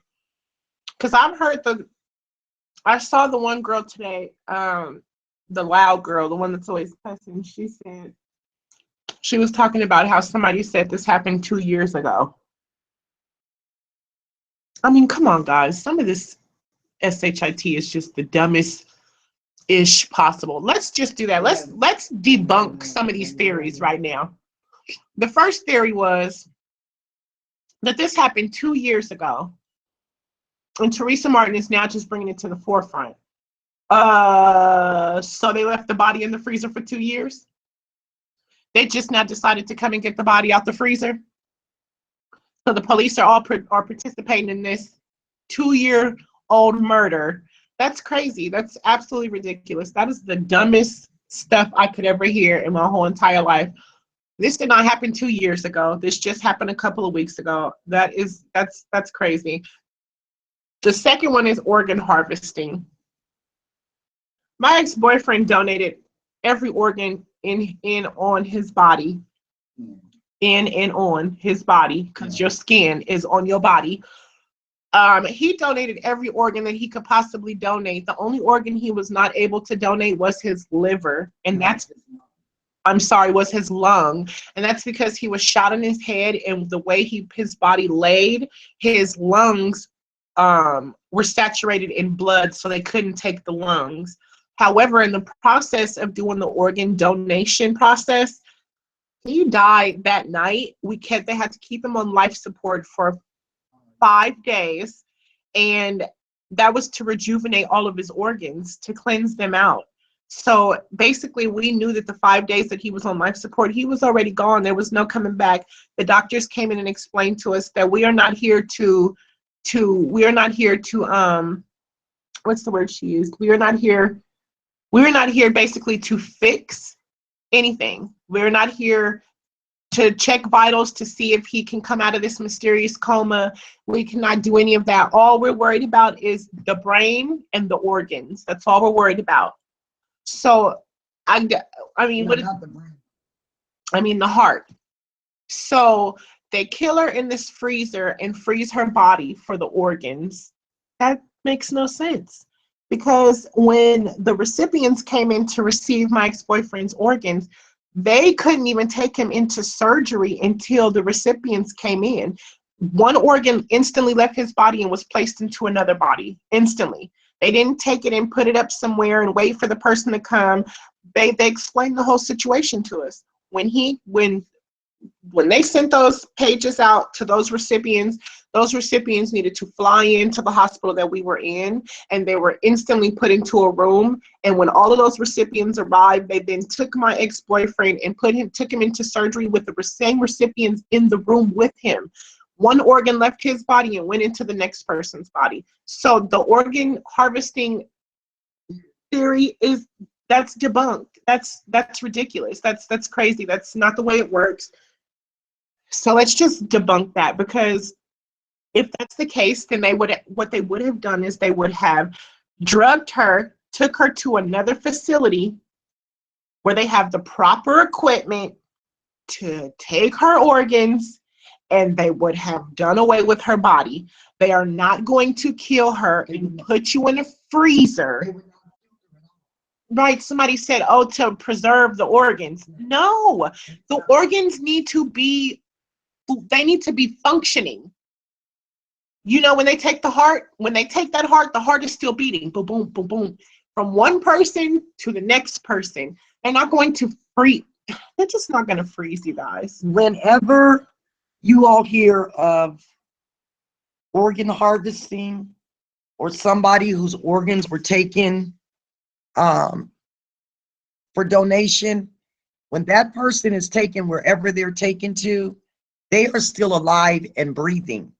Even if they were kidnapped, they are still alive and breathing when they are initially taken. Okay? Because once a person's heart has stopped, every organ in your body is now unfunctional. It's no good. Once the heart stops, that's like on any death certificate. If you look at any death certificate after somebody has died, I don't care if they died of cancer, I don't care if they died from being in a car accident, head trauma, whatever, the initial cause of death is going to be by way of cardiac arrest brought on by whatever the secondary illness is. So it will say the person died of cardiac arrest, which was brought on or caused by liver cancer or pneumonia, whatever the person was ill from. But the initial cause of death reading will say the cause of death was cardiac arrest. Please believe me, I have had to look at too many autopsy and death certificate reports in the last few years. Okay, Empress, so let's take yours. Freezing preserves. We don't know whether she was taken to another facility and returned to the freezer. That's too much work. That's just too much work. So they came, they drugged you, they knocked you out, they took you to the facility, took your organs, and took the risk of bringing you back and putting you in the freezer. It's too much work. I'm just trying to debunk theories, so don't think I'm debating. I mean, I'm being argumentative. I'm starting this debate here. So that's just too much work, though, Empress. Like, no, they're going to take you, they're going to drug you, take you from wherever they took you in the lobby, in the hotel, wherever you were, take you to the facility, take your organs, and trash your body. I mean, because now we're talking about a professional murder. So or a professional organ harvest. This person has a special place to take you. What's those barrels called? A cement barrel. If they were gonna take her, if they were gonna take Kenneka to use her for organ purposes, number one, please believe they would not. If that hotel was involved in organ harvesting, they would not have returned her body to the scene in which her body was taken from. They would have taken Kenneka to another location. They would have did whatever they needed to do to take her organs. And then once she was dead, they would have took that baby's body and put it somewhere in a trash dumpster, thrown it over in a field, anywhere. And then once she had been found, then the news or whatever would have reported it as this child was kidnapped from here and was later found a week or two later somewhere in a trash dumpster, with all of her organs being removed. But they're not going to, those people are not going to kidnap her right there in that hotel and take her into their kitchen to sacrifice her, to take her organs out. Absolutely not. You're talking about people that got mega money, not millions of dollars, billions of dollars. No, that's not what they're going to do. They're going to take her to a whole different location, and she probably would have been missing for some weeks, if not months.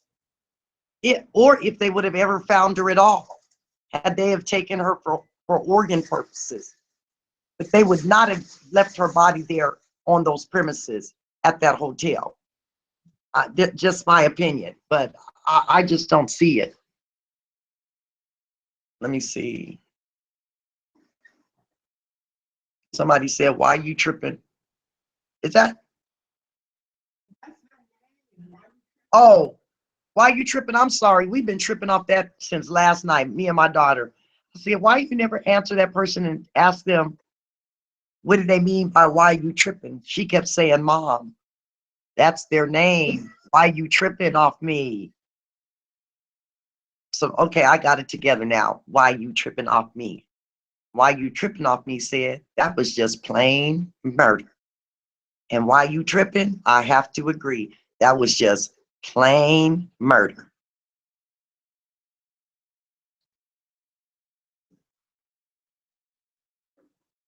Somebody said,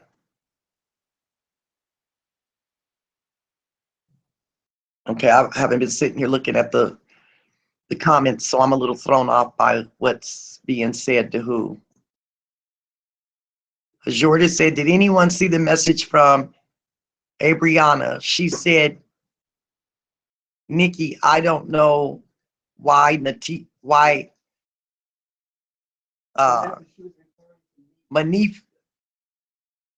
Monifa had to carry you out the room. Did anybody else see that? I saw it when Abriana left a message to Monifa asking her, why did she have to carry her out of the room or take her out of the room? You were messed up. All you wanted to do was lay down. Why? We had our eyes on you. You were in our eyesight when you were in the room. Why Nifa had to carry you out, I don't know. And so I don't know what happened after they carried you out of the room. So that's, for me, I think when they carried her out of there, she was done. She couldn't walk. She wasn't stumbling through hallways and walking through kitchens and pushing on bathroom doors. She was never walking and rolling around kitchens. Two minutes. I don't need to look. I don't have to look up the deep web. I know what you're saying. And I'm telling you, when my daughter's ex-boyfriend was murdered and we realized that all of his organs were going to be donated, that's when I began to really go in and look into and do research on or just regular people donating organs versus versus people who's murdered just for their organs. And the only argument that I have, and the only reason I don't believe that that child was going to be used, or her body was going to be used for organ harvesting, I just don't think people that run that kind of business, and I'm talking about organ harvesting, I just don't see them kidnapping her there in that hotel, leaving her there, taking her organs from her body. No, that would just be real sloppy on their behalf. She would have been taken completely off of that hotel's grounds. When they found that, if her body was being used for organs, by the time they found her body would have been found nowhere near. It wouldn't have even been in the city of Rosemont. They would have took her body and threw it somewhere in a trash bin over in the hood in Chicago. But they definitely wouldn't have used her body and then left it there. And I just don't think so. But then again, just my opinion.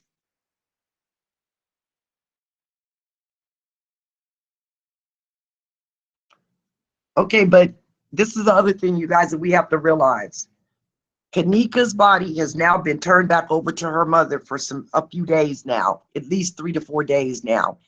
If Kenneka's body had been cut up, if you've never seen the way a dead person's body looks once their organs have been removed, then you guys don't understand. You really don't.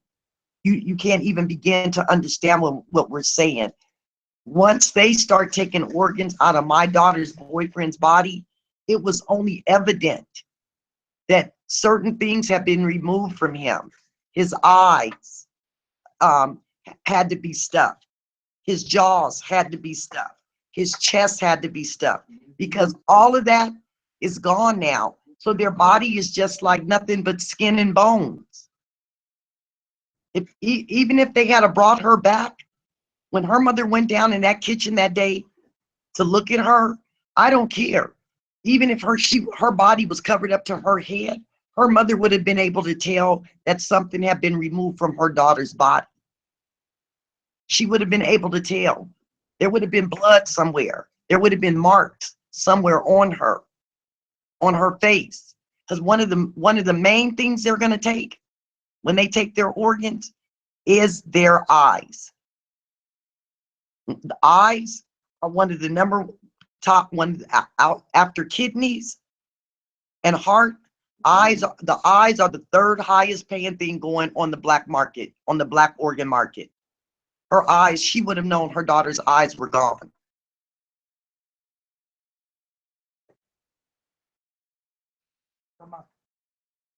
How if you only saw the head?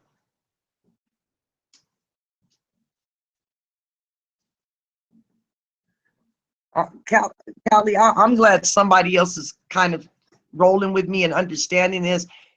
It's like when you've experienced something up front and in person, and you see the dynamics of it, you fully understand and know why the whole organ harvesting it doesn't make sense. Yeah, I'm sorry, but it just doesn't fall into what happened to her. When you've had to stand there and live through that kind of experience, then you will understand. But if you haven't experienced it, then I can understand why people may still feel or believe that she was being used for her organs.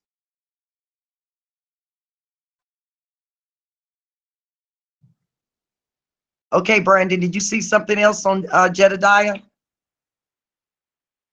You said he is having a hard time, y'all. Just saying. Is something else going on?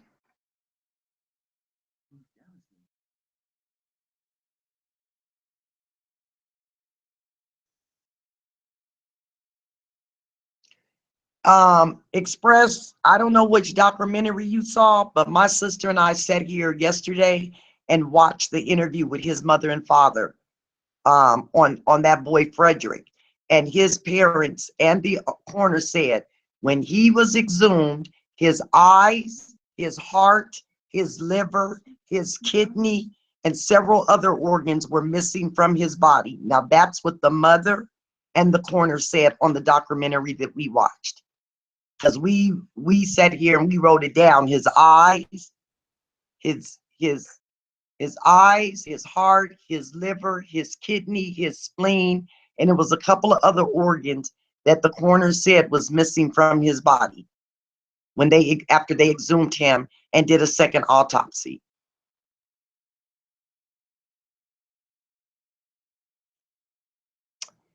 LJ said, what we need is for Irene or Monifa to give us a timeline. Was there a second room? What time did everybody start leaving?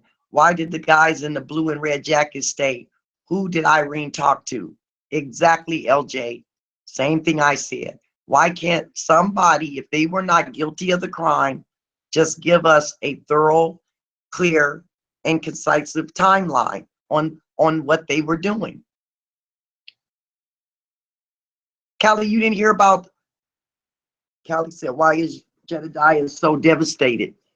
You didn't see the video that Teresa Martin did, Callie? Oh, Irene, you're right. Yes, his brain too was missing. You're right. His brain was also missing. That was the other organ, his brain.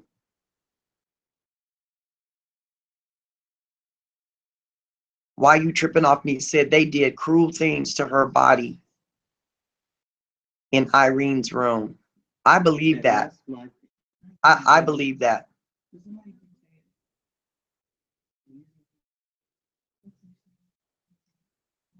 Amanda said she was murdered. The question is, who's covering up? Who's covering up? The hotel or the police, and why?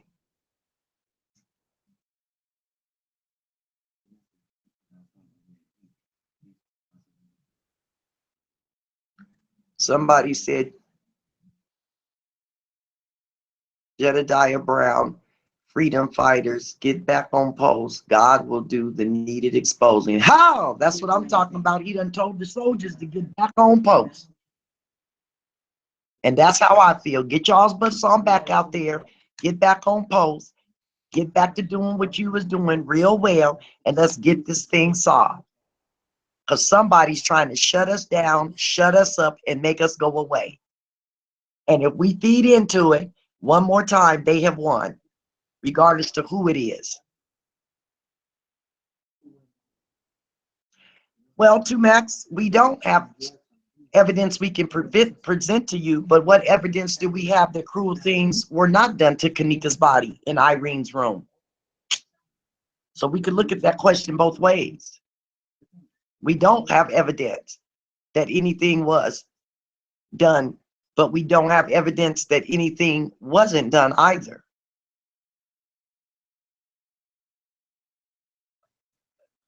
Brandon said, don't you need ID with a damn credit card?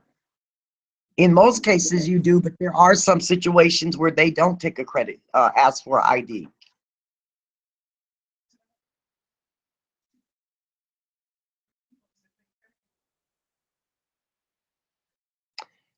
Here, Jasmine, you can break this down better for LJ. Hold on, LJ. Jasmine's going to come look at your question because I think she could break that down better for you because she really did all the investigation on that aspect of our investigation.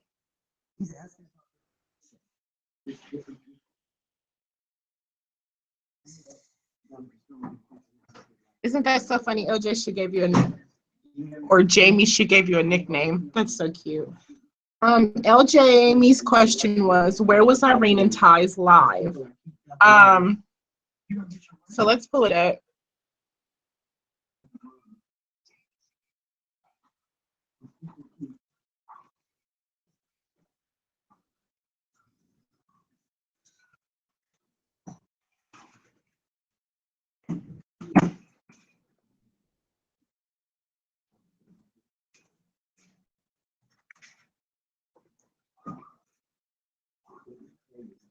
So in this video,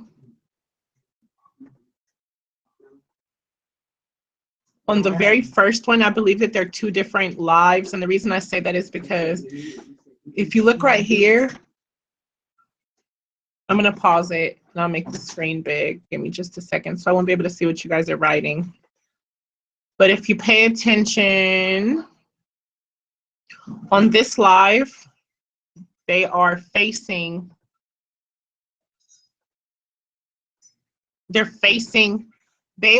doors in front of them. And of course the bathroom is next to the door entry. So back here where you see the mouse, there's Kenneka right here.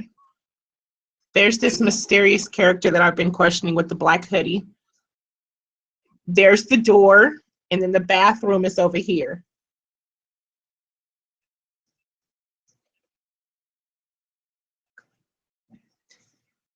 And then if you look at the other video, see, there's the bathroom, there's the door. This is the girl that went live when she was sitting on the bed and she panned back on herself. There's Monifa. This is Abriana. There's Abriana. There's Kenneka right here in the hoodie. Here's the guy, Oliver, right here in the Adidas outfit. I've looked at it so much I could just blink through it. And then when you look at this video, which is a different video,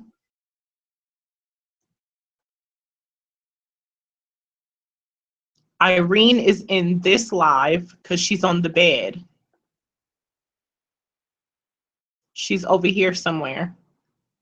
There's Kenneka. There's Tolliver sitting next to her on the bed. There's Tolliver again, sitting on the bed. There's the guy that was in the red jacket. Red jacket, Tolliver. And he almost looks like he has something in his hand right here.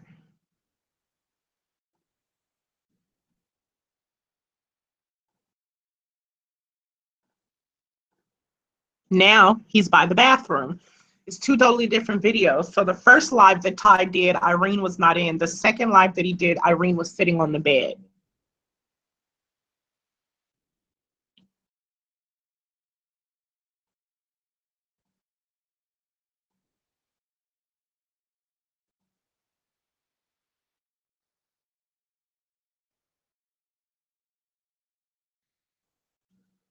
I'm looking for your question. What was the other questions that you had? Too busy trying to prove that one question. Let's go back and see if you guys had anything to say. I heard. Yeah, purple attempting stuff. Why are you tripping off me, nude man? This is just all kinds of effed up. Seriously, from the shadiness of Teresa to the outrageous theories. I agree, Tilly. I heard there's a Kenneka page on FB saying who everyone is. It's not on Kenneka's page. What it is it's a timeline that somebody did saying who is who. So I took that timeline and put it together for the accusations of who everybody is, which is right here. These are all the names of the people that supposedly the main characters are the people that were at that party.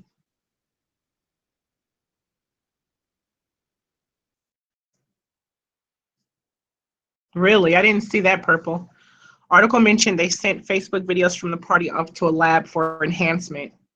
I hope they did. Did their parents put names in a hate? Did their nearest put names in a hate? Abriana, Kenneka, Fantasia, Tanisha, or whatever. Right, and they all call each other Nene, Riri.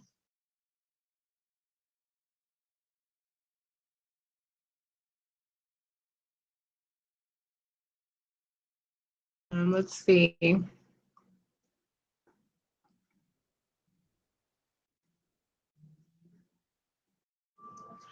On one of her hair is fresh and laid. Think about it.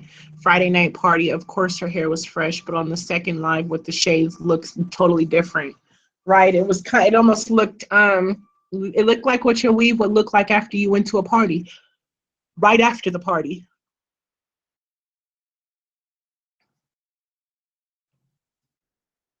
Okay, here it goes. Where was Irene in Ty's live? So I just showed you that, Jamie. And where was Shamaya in the live? Shamaya was in the lives again, like I said, with Ty. She was in Ty's lives. You can see her in the blue outfit. And I almost want to say she's in the bathroom right there. Now she's in the bathroom. So here's the girl that supposedly drugged her. And there's Shamaya sitting, maybe she's sitting on the toilet or the edge of the tub. Right there. She has on a pink jumpsuit. Not the color pink, but the name brand pink, Victoria's Secret. She has on a pink jumpsuit. And you said, who did Kenneka actually know at the party? Kenneka knew all of them at the party. She knew Irene. She was really close friends with Irene. She was close friends with Shamaya. She was close friends with Abriana. She was close friends with Brianna. She was close friends with I'm missing somebody. So all of the main girls she was close friends with. So Shamaya Winder, Monifa Shelton, Abriana Mays, and Chola Anderson. They were all really, really close friends. And who was the guy in the black hoodie? I have no idea. Did we ever find out who the guy in the black hoodie was? No. We never found out who the man is in the black hoodie. The person in the black hoodie and the black Adidas outfit are two totally different people. We know for a fact that the person in the black Adidas outfit is Tolliver Herman.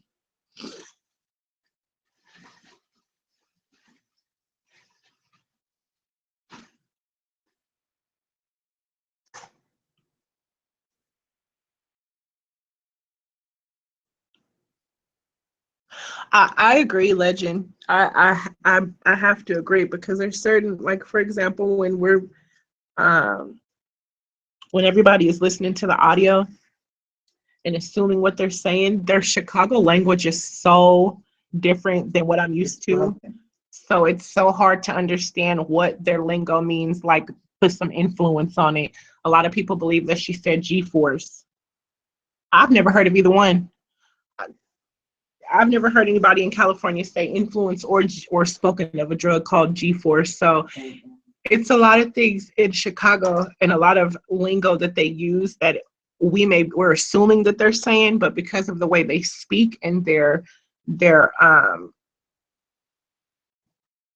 lingo, we're only assuming. If you're not from Chicago, if you're from Chicago, then I'm pretty sure that they're listening and they understand what they're saying word for word. All of those so-called friends, right? Because she was in a room full of wolves, basically.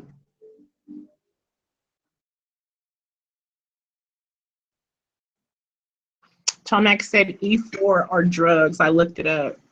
But yeah, I think somebody said it was Prozac, but I've never, well, I mean, and again, it's maybe a Chicago thing, but I've never heard, I don't even know what that is. I mean, I've never seen anybody get high on Prozac.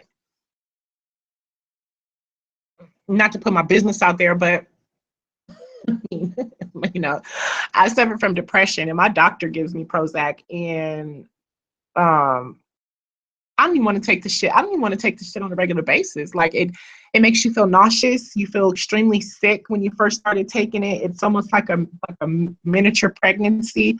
Okay, so what is it, Tomax? What is E4?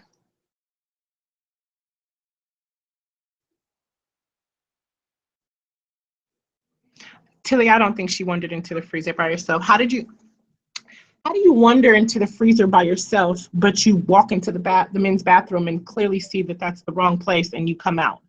But you walk into a freezer and don't realize that it's cold and you're in the wrong place? It just doesn't make sense.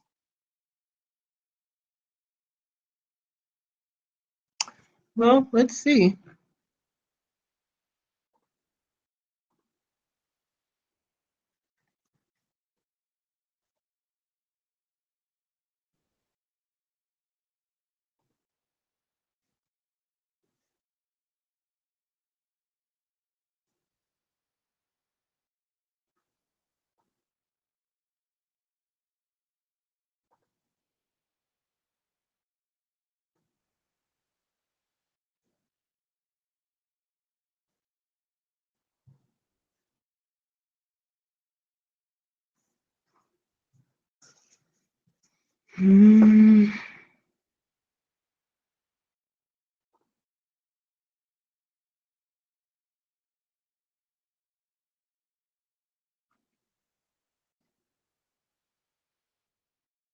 Oh, they do. They have, well, not, well, I'm from LA. LA, they have medical marijuana.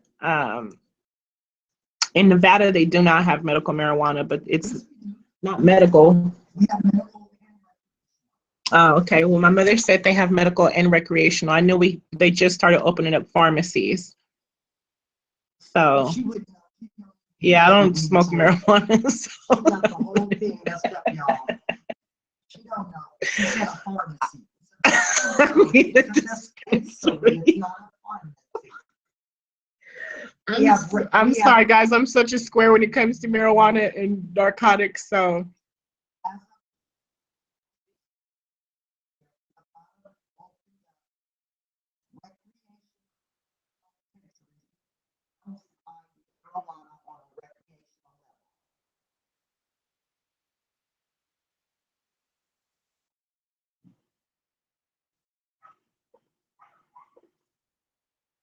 I put in G-Force I put in G-Force and it did bring me to a party drug page. So you might be right. Maybe it is a known drug and I'm just not aware of it. So she could have said G-Force, guys. Nene said, I'm a square girl. I'm a square 2 girl. Don't worry about it. Right? I'm over here like the pharmacy. What is it called? The dispensary. Sorry. So yeah, they do have medical marijuana. I saw my name again. Hold on. Jasmine, they don't have medical marijuana. I read that. It's ecstasy. Okay, so they smoked ecstasy? That's a new one. Okay, somebody said so it's a liquid form of Molly or it's an ecstasy.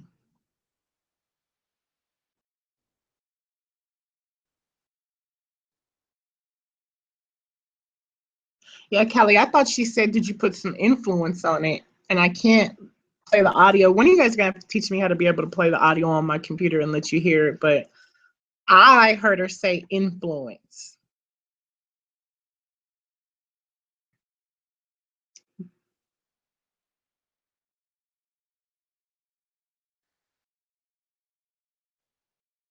He's everywhere. Adidas man is everywhere.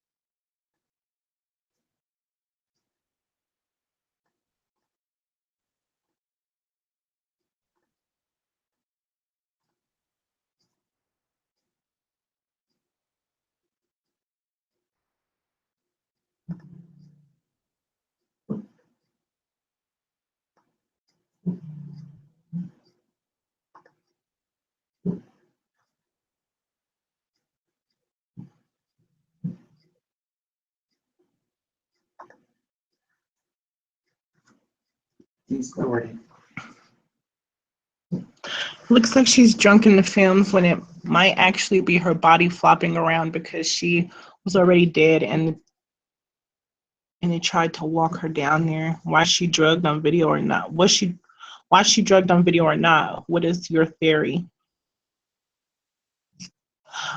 Well, I feel right here is when they laced her drink. Right here. Everybody says they see a white film on top of the water. I don't know what that is. I don't know if that's what that is, but I feel like she put something in her cup, and you can kind of see her hand come over the cup a little bit, like right there, boom. And I feel like she walked over there and she swapped the cups, which you'll see her do. I put it in slow motion, so bear with me.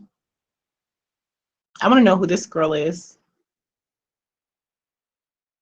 Miss Burgundy coat. And then you see her go over to the corner. Kenneka looks, she bends down, she comes back up. And let's go back because the cup was just in her left hand, right? The cup is in her right hand right now.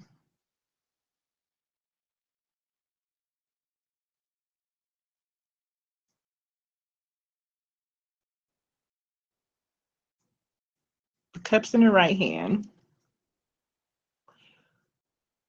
She goes over to the corner, right, comes back up, the cup's in her left hand. Kenneka kind of turns her back on her. She walks, we don't know what she does right here. And then the next time you see her, she's standing over there talking to Irene. So I don't know, guys.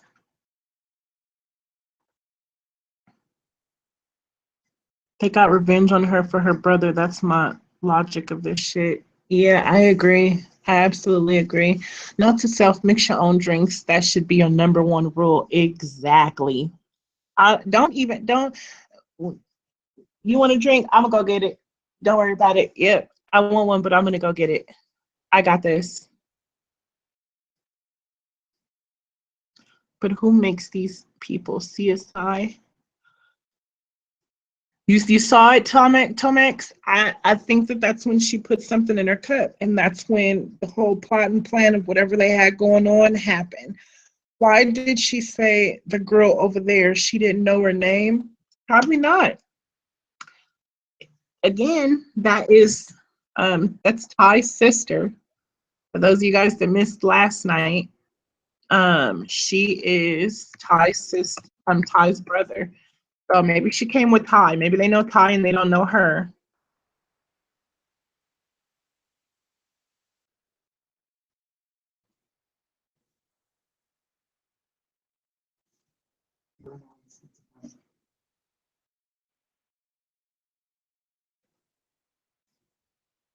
So right here is what I was showing you guys last night. Tatiana Nesbitt is with Carl Nesbitt and Tanea Walker. Happy birthday to my brother. He's only older than me by 10 days, so I'm assuming they're half brother and sister. I love you, brother. It's your day. Enjoy it. Most of all, be safe. And then she tagged Ty Rollin, but Mr. Ty has shut his page down. This is the guy right here that is holding the live video. That's doing the live. This is him, and this right here is Nene, the girl that's in the video with him. They're brother and sister. And I would assume that they are real brother and sister because when you look at the comments, and he had a page, Ty Rollin, accept my friend request. Happy birthday, happy birthday. They're really related. I don't believe that they're play brother and play sister. They may be half because they're 10 days apart.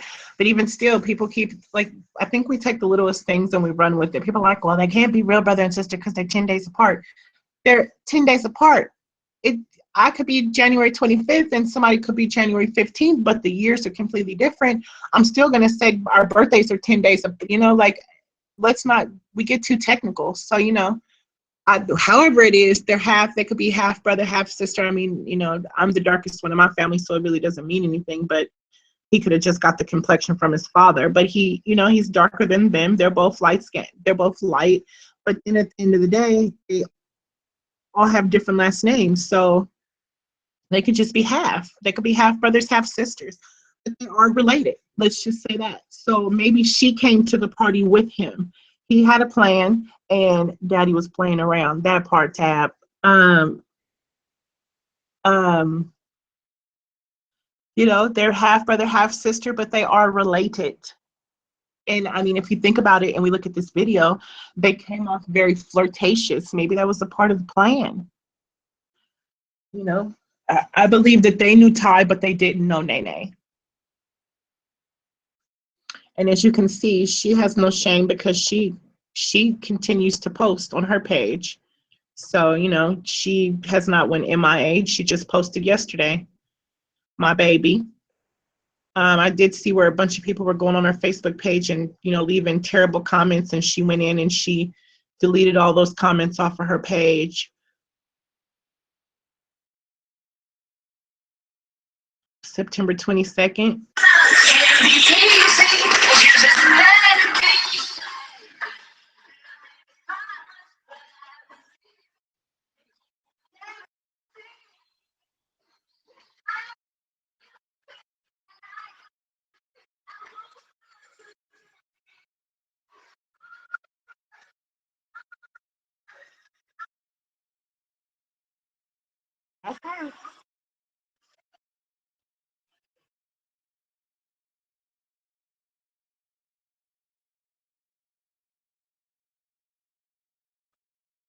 So she's talking to the post.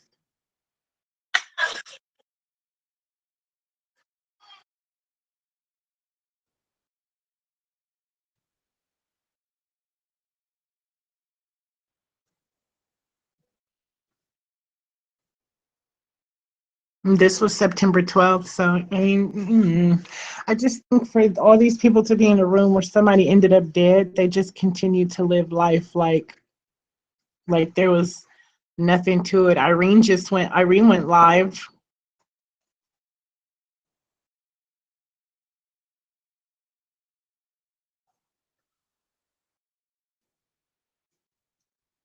There's a new video of her going live on her. I just saw it today. Right, Irene, none of them seem concerned. None of them seem concerned. They all look very happy. Monifa just went on her Snapchat and posted a picture of her. She just got her hair done and said braids on fleek. Nene's still posting.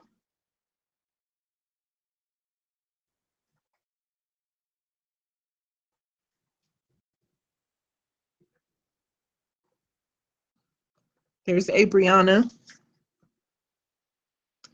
She posted on September 20th. Me personally don't take nothing when I say nothing personal. When a motherfucker say some about some real friends because I know how Kenneka felt about me and I know how I felt about her. That's the only thing that matters to me now. Not how anybody else feels.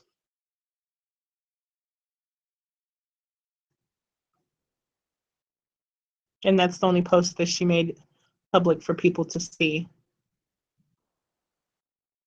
I went to Tanisha's page today and the girl got 3 kids, super young and allegedly currently pregnant. I heard that too. I heard that she's pregnant right now, and I see where she had 2 twins and she has a cute dark skin baby, brown skin. I don't think I'm judging dark skin people, guys, because I'm dark skinned. Who got the girls pregnant? I don't know. She has twins already. All of them girls have kids. Yep, they all have children. Death doesn't mean anything to them. They all have family members dead from gang wars. That is very true, legend. Very, very, very, very true. It's almost like a normal way of living, I guess. Who's the other person that was there? I don't think Monifa.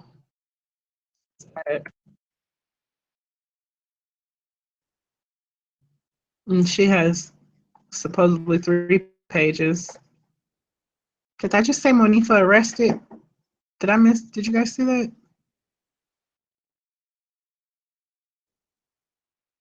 Kenneka Shelton arrested at Kenneka Jenkins protest.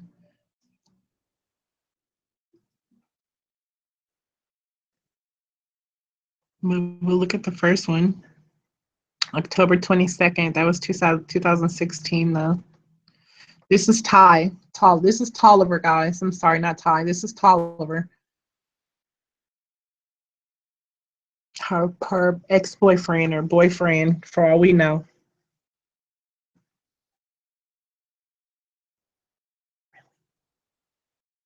I'm trying to get to the video for y'all.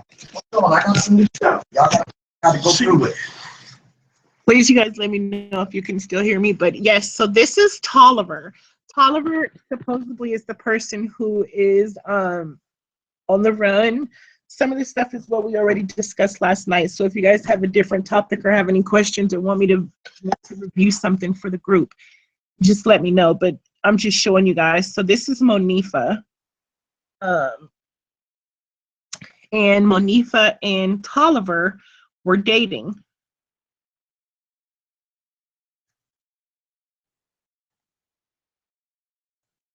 And this is on one of her highlight hearted spirit. How are you? Hi, Victoria. I don't know how long you've been in here, but I'm assuming you just came in. Hello. Hi, guys. Welcome to the room. What we're doing is, I guess you could basically say it's open discussion Q&A. We're just reviewing some of their Facebook pages, seeing if they've posted anything new, discussing theories, questions, comments, any concerns, trying to see what we can come up with. Bouncing back and forth from different things. So welcome to the room, guys. So she has a baby. Haven't seen any pictures with her and her kid. Which one, Purple? If the online community cracks this case, it will be a game changer. Oh, Tab, absolutely. This right here, this is going to give the police a run for their money. If we figure it out, that there's no excuse. There's no excuse for you not to be able to figure out a murder. If social media can come together and solve it, honey, every police department across the U.S. has a problem. Apparently, she didn't end up having the baby. Are you guys talking about Kenneka? Because Kenneka, I did see where Kenneka was pregnant, and we'll probably come across it where Monifa post a comment.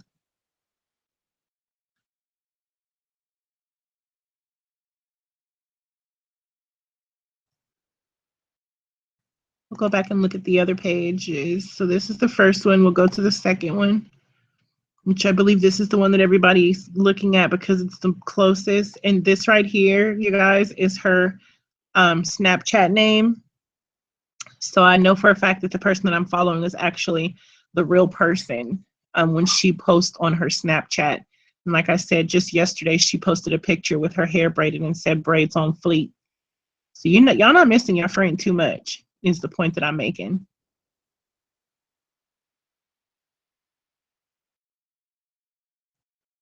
I want to know what you all think about the double body theory and the switching of Kenneka's clothing with the other girl, and that not being Kenneka on video, but is the alleged body double.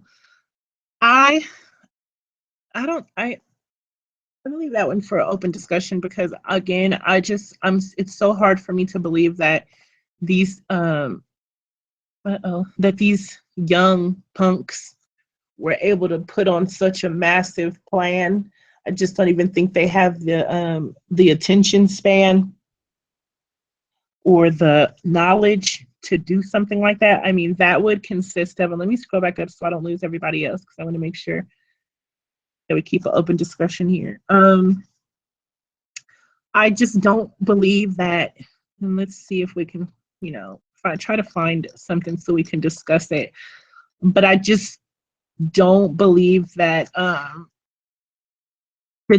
they have the common sense to go through all that. So you make sure that you have a girl go to the party whose nails are polished the exact same, whose who can come in the, who can go purchase the same type of outfit. So what did you guys call, what did you do? Did you guys call Kenneka to find out what she was wearing and what color she was going to polish her nails? I don't know. So we're looking at this. Here's the, to your question, lighthearted. And I know a lot of people were talking about the sleeves. So like, for example, like it almost looks like this is her hand and her sleeve is right here. But right here, her sleeve is all the way down. We can see that this is the black thing that she has on her arm. But on this picture, well, I can see it right here too. So there's something black on this arm as well. And then she has on a black watch. We're talking about the size, which she does appear to be awfully thicker than the person in this picture. But I mean, if you really look, I don't know. What do you, I don't know. Let me scroll down to see what you guys are saying. And the weight difference, yeah, I don't know, because I was looking at a video the other day of Kenneka's mom that Jed was doing. He was live and he positioned the phone to, it was like it was standing up straight and then he positioned it to the side and it made her look huge. So I don't know. My only problem that I have is the hair. Kenneka's hair, I don't know if how many black women we have in here that wear weave, but her hair bothers me because on the footage of them right here,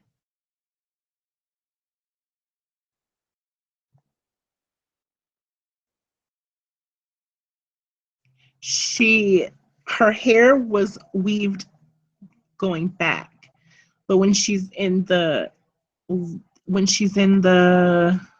let me see, maybe I could show you guys. See how her hair is back out of her face? It's back. This person's hair is very full on the side. And see how deep that part is? Like I'm a weave queen, so this part seems awfully thick to me and her hair falls to the side. This girl right here, hair is not thick at the top. It's very slick and laid to the back. That would be the only thing that would make me feel that this person is not this person. Let's see. What about the face near the wall of the refrigerator? Some say it was the manager. Victoria, you're gonna have to speak more on that. What about the face near the wall of the refrigerator? Some say it was the manager. What refrigerator? Victoria, go into detail for me, please. Okay, so who was Kenneka's boyfriend? I don't know. A lot of people, I don't know. I've heard speculation that she was dating Ty. As you guys see, she has 2 pages too. And what's funny is this page and this page are on her brother's page. So let's see. Let's do some real life investigation, because this is basically what I do, you guys. This is what I spend my time doing. Like, Amy Martin. So this is her brother, from what my sources tell me. And if I click on his friends, well, first of all, let's just make sure this is accurate. So scroll all the way down and let's look at, make sure he goes back. So this page was started in 2016, or he was at least posting in 2016. It actually goes all the way down in 2015. So 2015, so I would say this is a legit page. We know we're speaking on somebody that's related because there's a picture of Teresa. So my sources tell me that this is her brother. Let's go back up. If we click on his friends, and I'm putting Kenneka's name, 2 pages for Kenneka pop up. The one that everybody's looking at, and then there's a second page. I don't know why it says Santa Ana, California, but you hear that, Mom? What? On Kenneka's brother's page, I went to his friend list. He has 2 pages for Kenneka. This page was started all the way back in 2010. She has a page that says Santa Ana, California. So there's 2 pages. Please, you guys, forgive me. Give me just a second.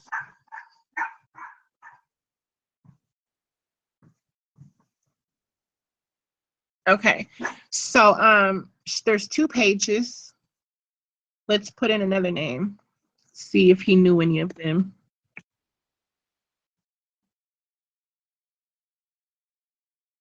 There's no Abriana.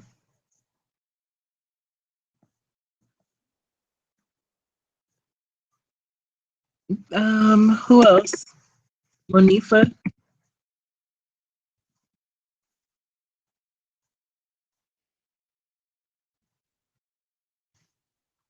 He has Monifa.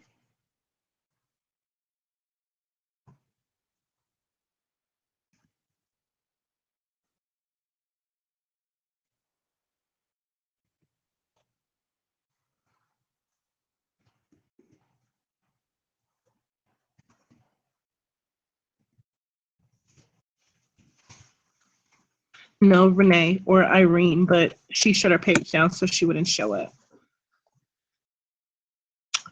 Let's see. I'm so glad I screenshotted so many things from Monifa's page before she deleted it. I did too, Callie. Not that it matters. Oh, it matters. Girl, believe me, it matters. It matters a whole lot. True, the police have more info than we do, but they tend to brush off these deaths due to the numbers. Exactly. Let's go down and see what I'm missing here. That makes sense, Amanda. I didn't get to see what Amanda said. Who's Amanda? I see you guys later. I have an idea. Be back in 10 minutes. Oh, Lord. Victoria, what are you going to do? No, the boy isn't tagged at Brandon tab. They have to know more than what they are releasing to the public if they are truly investigating. Not having the attention span is right, Jasmine. Don't laugh at me, Brandon. I'm just telling you the truth. I don't believe that they have the attention span to put on this big old huge plot. I don't. Is the brother who died? I believe no. I haven't heard anything about a brother dying in all of my work that I have done. I haven't heard about, but Teresa had 6 kids, so that could be one. But this person right here is incarcerated.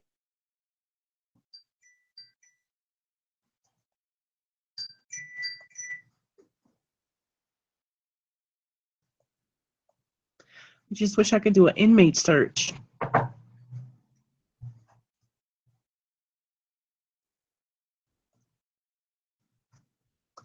Is this the brother who died? No. Ed Brandon Russell, yes. But her entering the elevator would simply go with the video of her exiting. Tilly, I agree. The CCTV lens and the angle of the camera can distort an image slightly. Would need way too many people to pull this off. Exactly, Tilly. Seriously, like it just, I mean, if there was really a double, they would have to find somebody who's willing to be the decoy, find somebody who's about her same height and weight. They would have to have the person dress exactly like her, polish their nails exactly like her, wear the same exact watch. Oh, by the way, they had to call her and tell her she has a scrunchie on her right arm. Make sure you find a black scrunchie. The person has to go get a scrunchie. Then they have to hide out the entire party until they decide to kill her. Then they have to hide the body somewhere, have the decoy go through where they would imagine Kenneka have went. And then my question is, how the hell did they get, I don't know. So even like with the cameras, so they have these cameras. I'm just trying to debunk theories, but they have these cameras. They do all this work to edit the cameras, and this is almost debunking my own theory. So I'm basically contradicting myself. but they would have to edit the videos to take the people out. And then where did the people go? Out the back door? Because they can't cross back over the cameras, because then you got to edit that out again too. Then you also have to have the inside hookup on who could go in and get the surveillance footage, edit the footage in time before the police come requesting the footage. That's a lot of work. These kids at the party were 18 and 19, and the dude in early 20s, majority lacking in maturity and good judgment. Correct, Callie. Tomax, well, we don't have any camera footage really, so technically there could be somebody moving that place.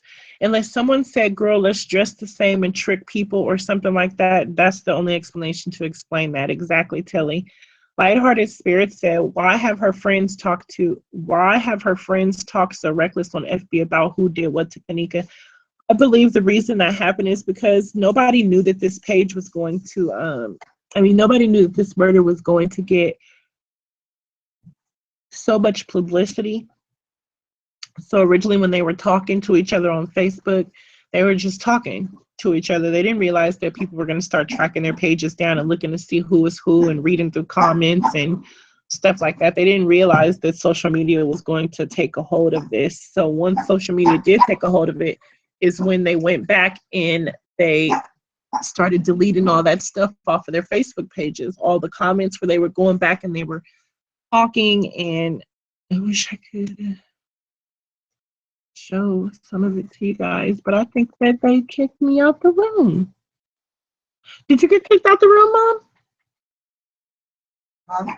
I think I was kicked out the room. I know Brandon. I'm speaking to the fact that somebody will probably talk. Not what jail they will go to. I said this was full production. You called them kids, though. Someone got to say something soon. Too much heat. This was...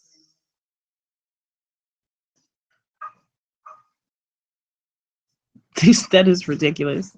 Someone got to say something soon. Too much heat. I agree. I bet you one of them is probably an independent filmmaker. Oh, now why you tripping off me? You tripping. I'm just gonna say you tripping. It's just too much work. All of this is too much work. Well, my mother, hold on, at Jasmine Lee just sent you the video about man's face showing in the kitchen that Veronica was talking about. Where did you send it to, Purple Smurf? I'll send you guys my email.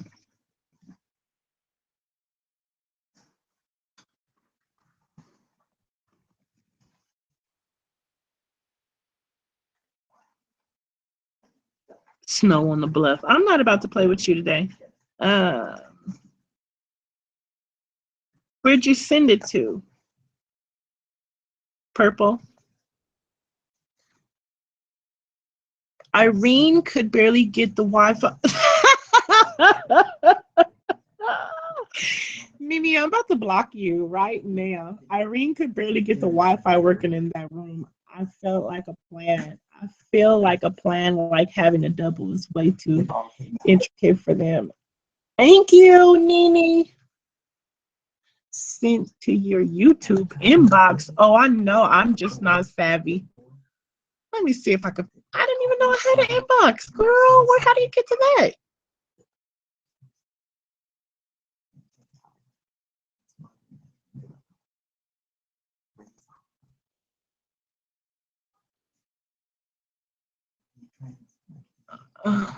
You know, I just, Lord have mercy. Girl, I didn't even know that they had an inbox.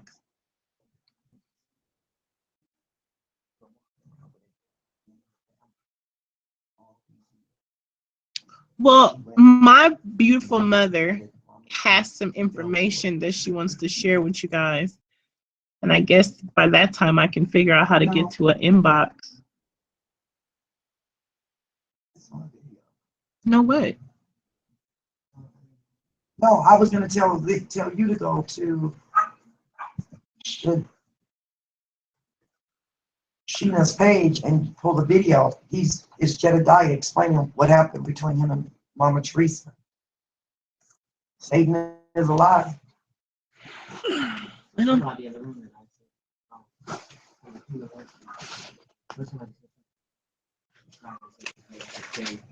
Where's my phone?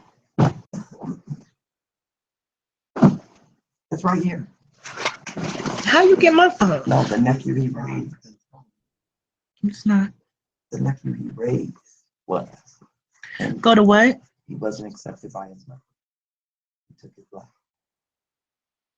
What is this about? It's what happened. It caused Teresa to make that video she made last night. Go to what? Sheena's page.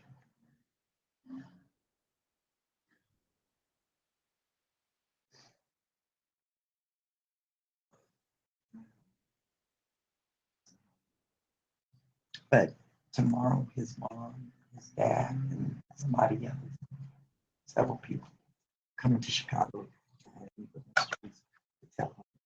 They all need to talk to her. She's being bamboozled by this girl. I think we know her. She's a family member. She's sick. She has issues. Sick. Oh, Lighthearted said, "Hey, Mama Lady J," in my Jediah voice, in my Jedi. Jedediah. Don't be over there talking about Jedediah. She.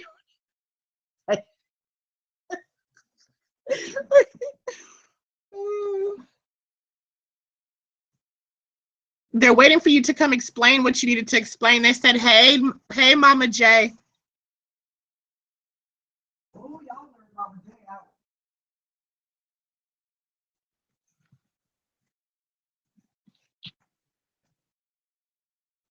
Hey everybody, I was taking me a break.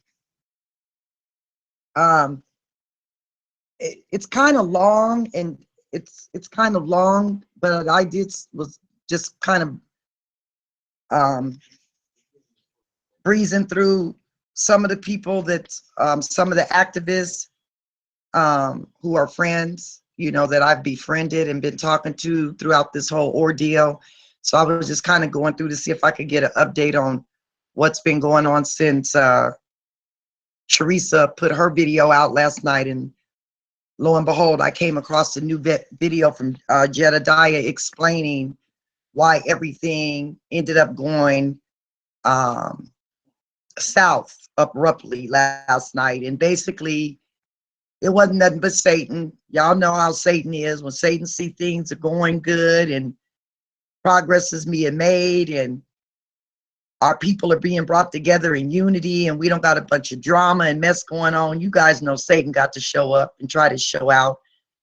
And basically that's what happened. Somebody was whispering some things in Miss Teresa's ear, and the somebody happened to be a relative of Jedediah's that has had an ongoing hate for him. Basically, the video that we've seen of him attempting suicide, the young man that he was referencing to as his son is actually his nephew that he and his mother were given custody of to raise. Yeah, his cousin's son is who he was raising. And it appears as though the cousin's son was gay and had come out, and when he had come out about being gay, it sounds as though the mother of this child was not in agreement. She was not accepting who he was or who he came, you know, the fact that he had come out with the fact that he was gay. So she's basically had a vengeance for Jedediah and his mother and several other people in the family. So she found a way to get to Teresa. They talked in the room as if they did this before. Oh, okay. She apparently got to Miss Teresa last night and told Miss Teresa that her and another young lady that was in the a part of the protest went to Miss Teresa and said that Jedediah and several other gentlemen were raping them on the protest bus. So this is basically what caused Miss Teresa to go left last night like she did. She took some information that was given to her, and instead of her going to Jedediah and the other people and trying to talk to them and get their input on it, she just immediately flipped out. And yeah, I know you guys, I was sitting over here listening to the video like, wow, this is crazy. But so Jedediah has done another live video explaining what took place. His mother and several other people in his family, I guess, are going to be coming into Chicago. They're trying to meet with Miss Teresa to let her know that this young lady in their family has some mental issues, and that Miss Teresa should have handled this in a different manner. That going Facebook Live was just not the manner to do it, because it really could have ended up destroying not only Jedediah's lives, but other people that are a part of that protest lives. The young lady Sheena, the other young man Lamont, all of those people's lives could have been very disrupted. Irene, you funny as fuck. You know what? I'm turning the mic back over to Jasmine, because y'all up in here having some fun. Y'all ain't listening to nothing I'm saying. Y'all over here having Bree jokes. They over here with they Bree jokes. They had to have smelled that weed that cross-wearing thug was smoking, and body oils would told kids to go home. Right, and that child's mother eventually accused. Yeah, she accused him of molesting her son, but that was all out of her anger and bitterness, because her son had basically been taken away from her and was being raised by him and his parents and a couple of other people in the family. She was basically never a mother to the child because of the mental issues that she has. And she found an opportunity to get her vengeance out there, and she used this platform to do so. Because please believe, if Jedediah had molested that child and it would have been found or proven to be fact, most likely he would be sitting in jail somewhere. So, you know, you just have to be, people have to be real careful when you allow other people to whisper things like that in your ear, and then you take them and run with them. Because the first thing Miss Teresa should have been aware of is the damage that she could have caused, or that she still can cause, just by the things that she said.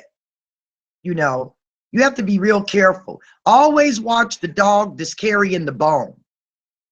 When people bring gossip to me, wanting to tell me about what somebody else said or what somebody else did, I look at them and my question to them is, and what did you say? And what did you do? Since you so quick to want to run and bring me this mess, what part did you play in it? So you got to be real careful. Don't be so quick to grab the message. Pay attention to the messenger. Pay attention to the person that's bringing you the message, as not so much the message. Pay attention to the messenger. You know, I tell people all the time, don't come telling me about what somebody else said or didn't say about me, because honestly, I really don't care. Because my thing is if you were really concerned about what they were saying about me, why you didn't stop them? Why you didn't put a stop to it? Why you find it necessary to come and tell me? Oh, because you want to see some drama. You want to see some BS get turned up. Because if you was a real friend, you would have told them to just cut the conversation, that you didn't want to hear nothing that they had to say. Or better yet, you go take the information. Exactly, Tilly. I'm not carrying, don't bring me no secondhand information, and I'm not carrying no secondhand information. Because that's how people's lives get roughed up. That's how people, there's a lot of people laying over in the mortuary, or I'm sorry, in cemeteries with headstones with their name, with a dash behind they name. Because somebody done ran and gave them some secondhand information, and they took that information and ran with it, and now they somewhere laying up dead because they was so quick to believe what somebody ran and told them.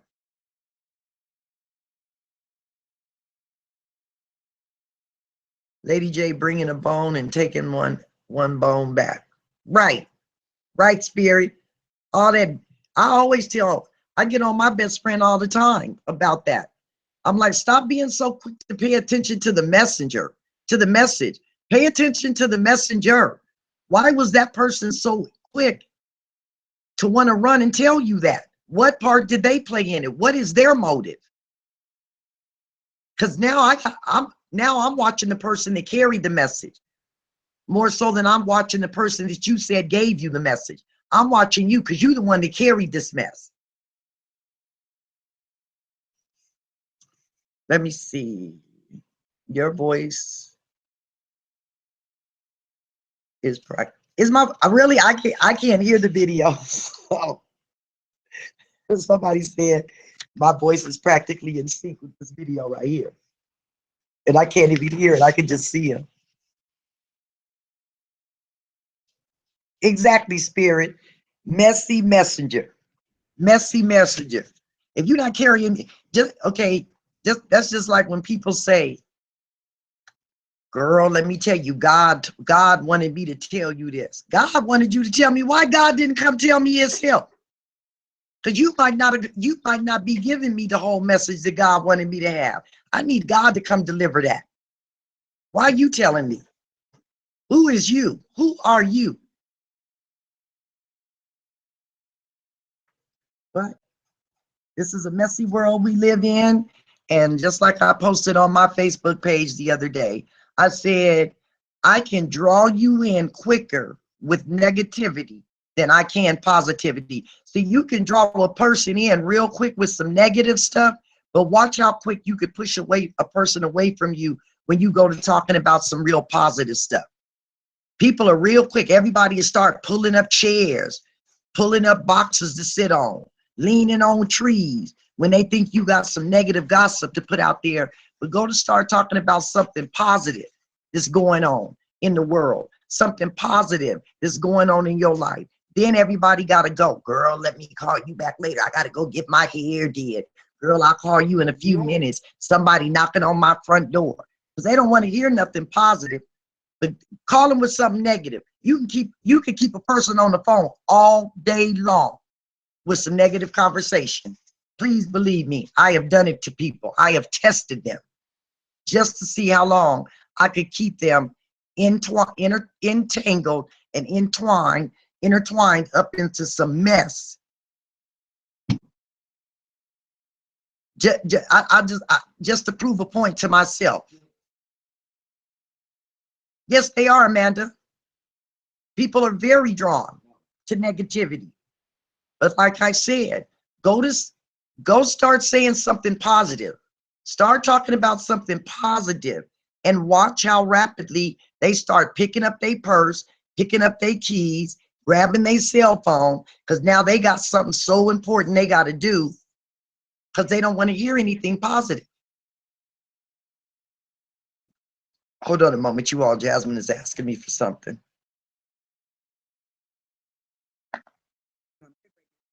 Mic back to her. You all hold on a minute. Let me see who's all in the room though. Oh, we got a lot of friends tonight. I got some friends. Y'all don't even want to know what Jasmine just said to me. She had the nerve to tell me. I said, we have a lot of friends in the room tonight. She gonna look at me and say, that's right, so talk about something sophisticated. Not talk about something intelligent. Sophisticated. I am sophisticated. Y'all want to talk about me? On a minute. Here, Jasmine,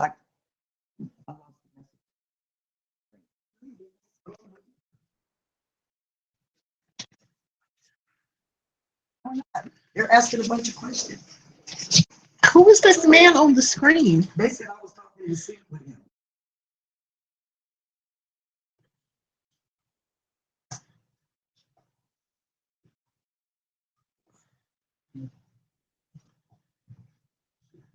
When you tell the truth, people will isolate you. Most people want to be lied to. In fact, they beg for lies.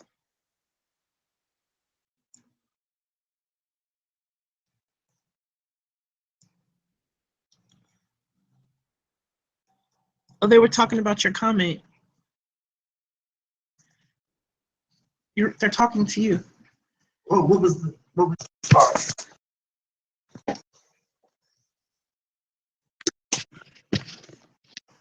Dude was on the screen for the longest. At Jasmine, look at the top right-hand corner of your screen, the red alert.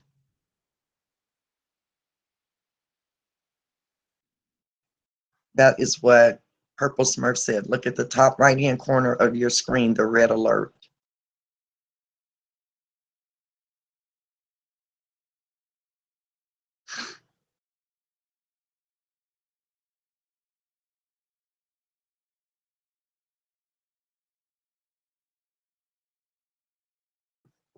Hello, Gina.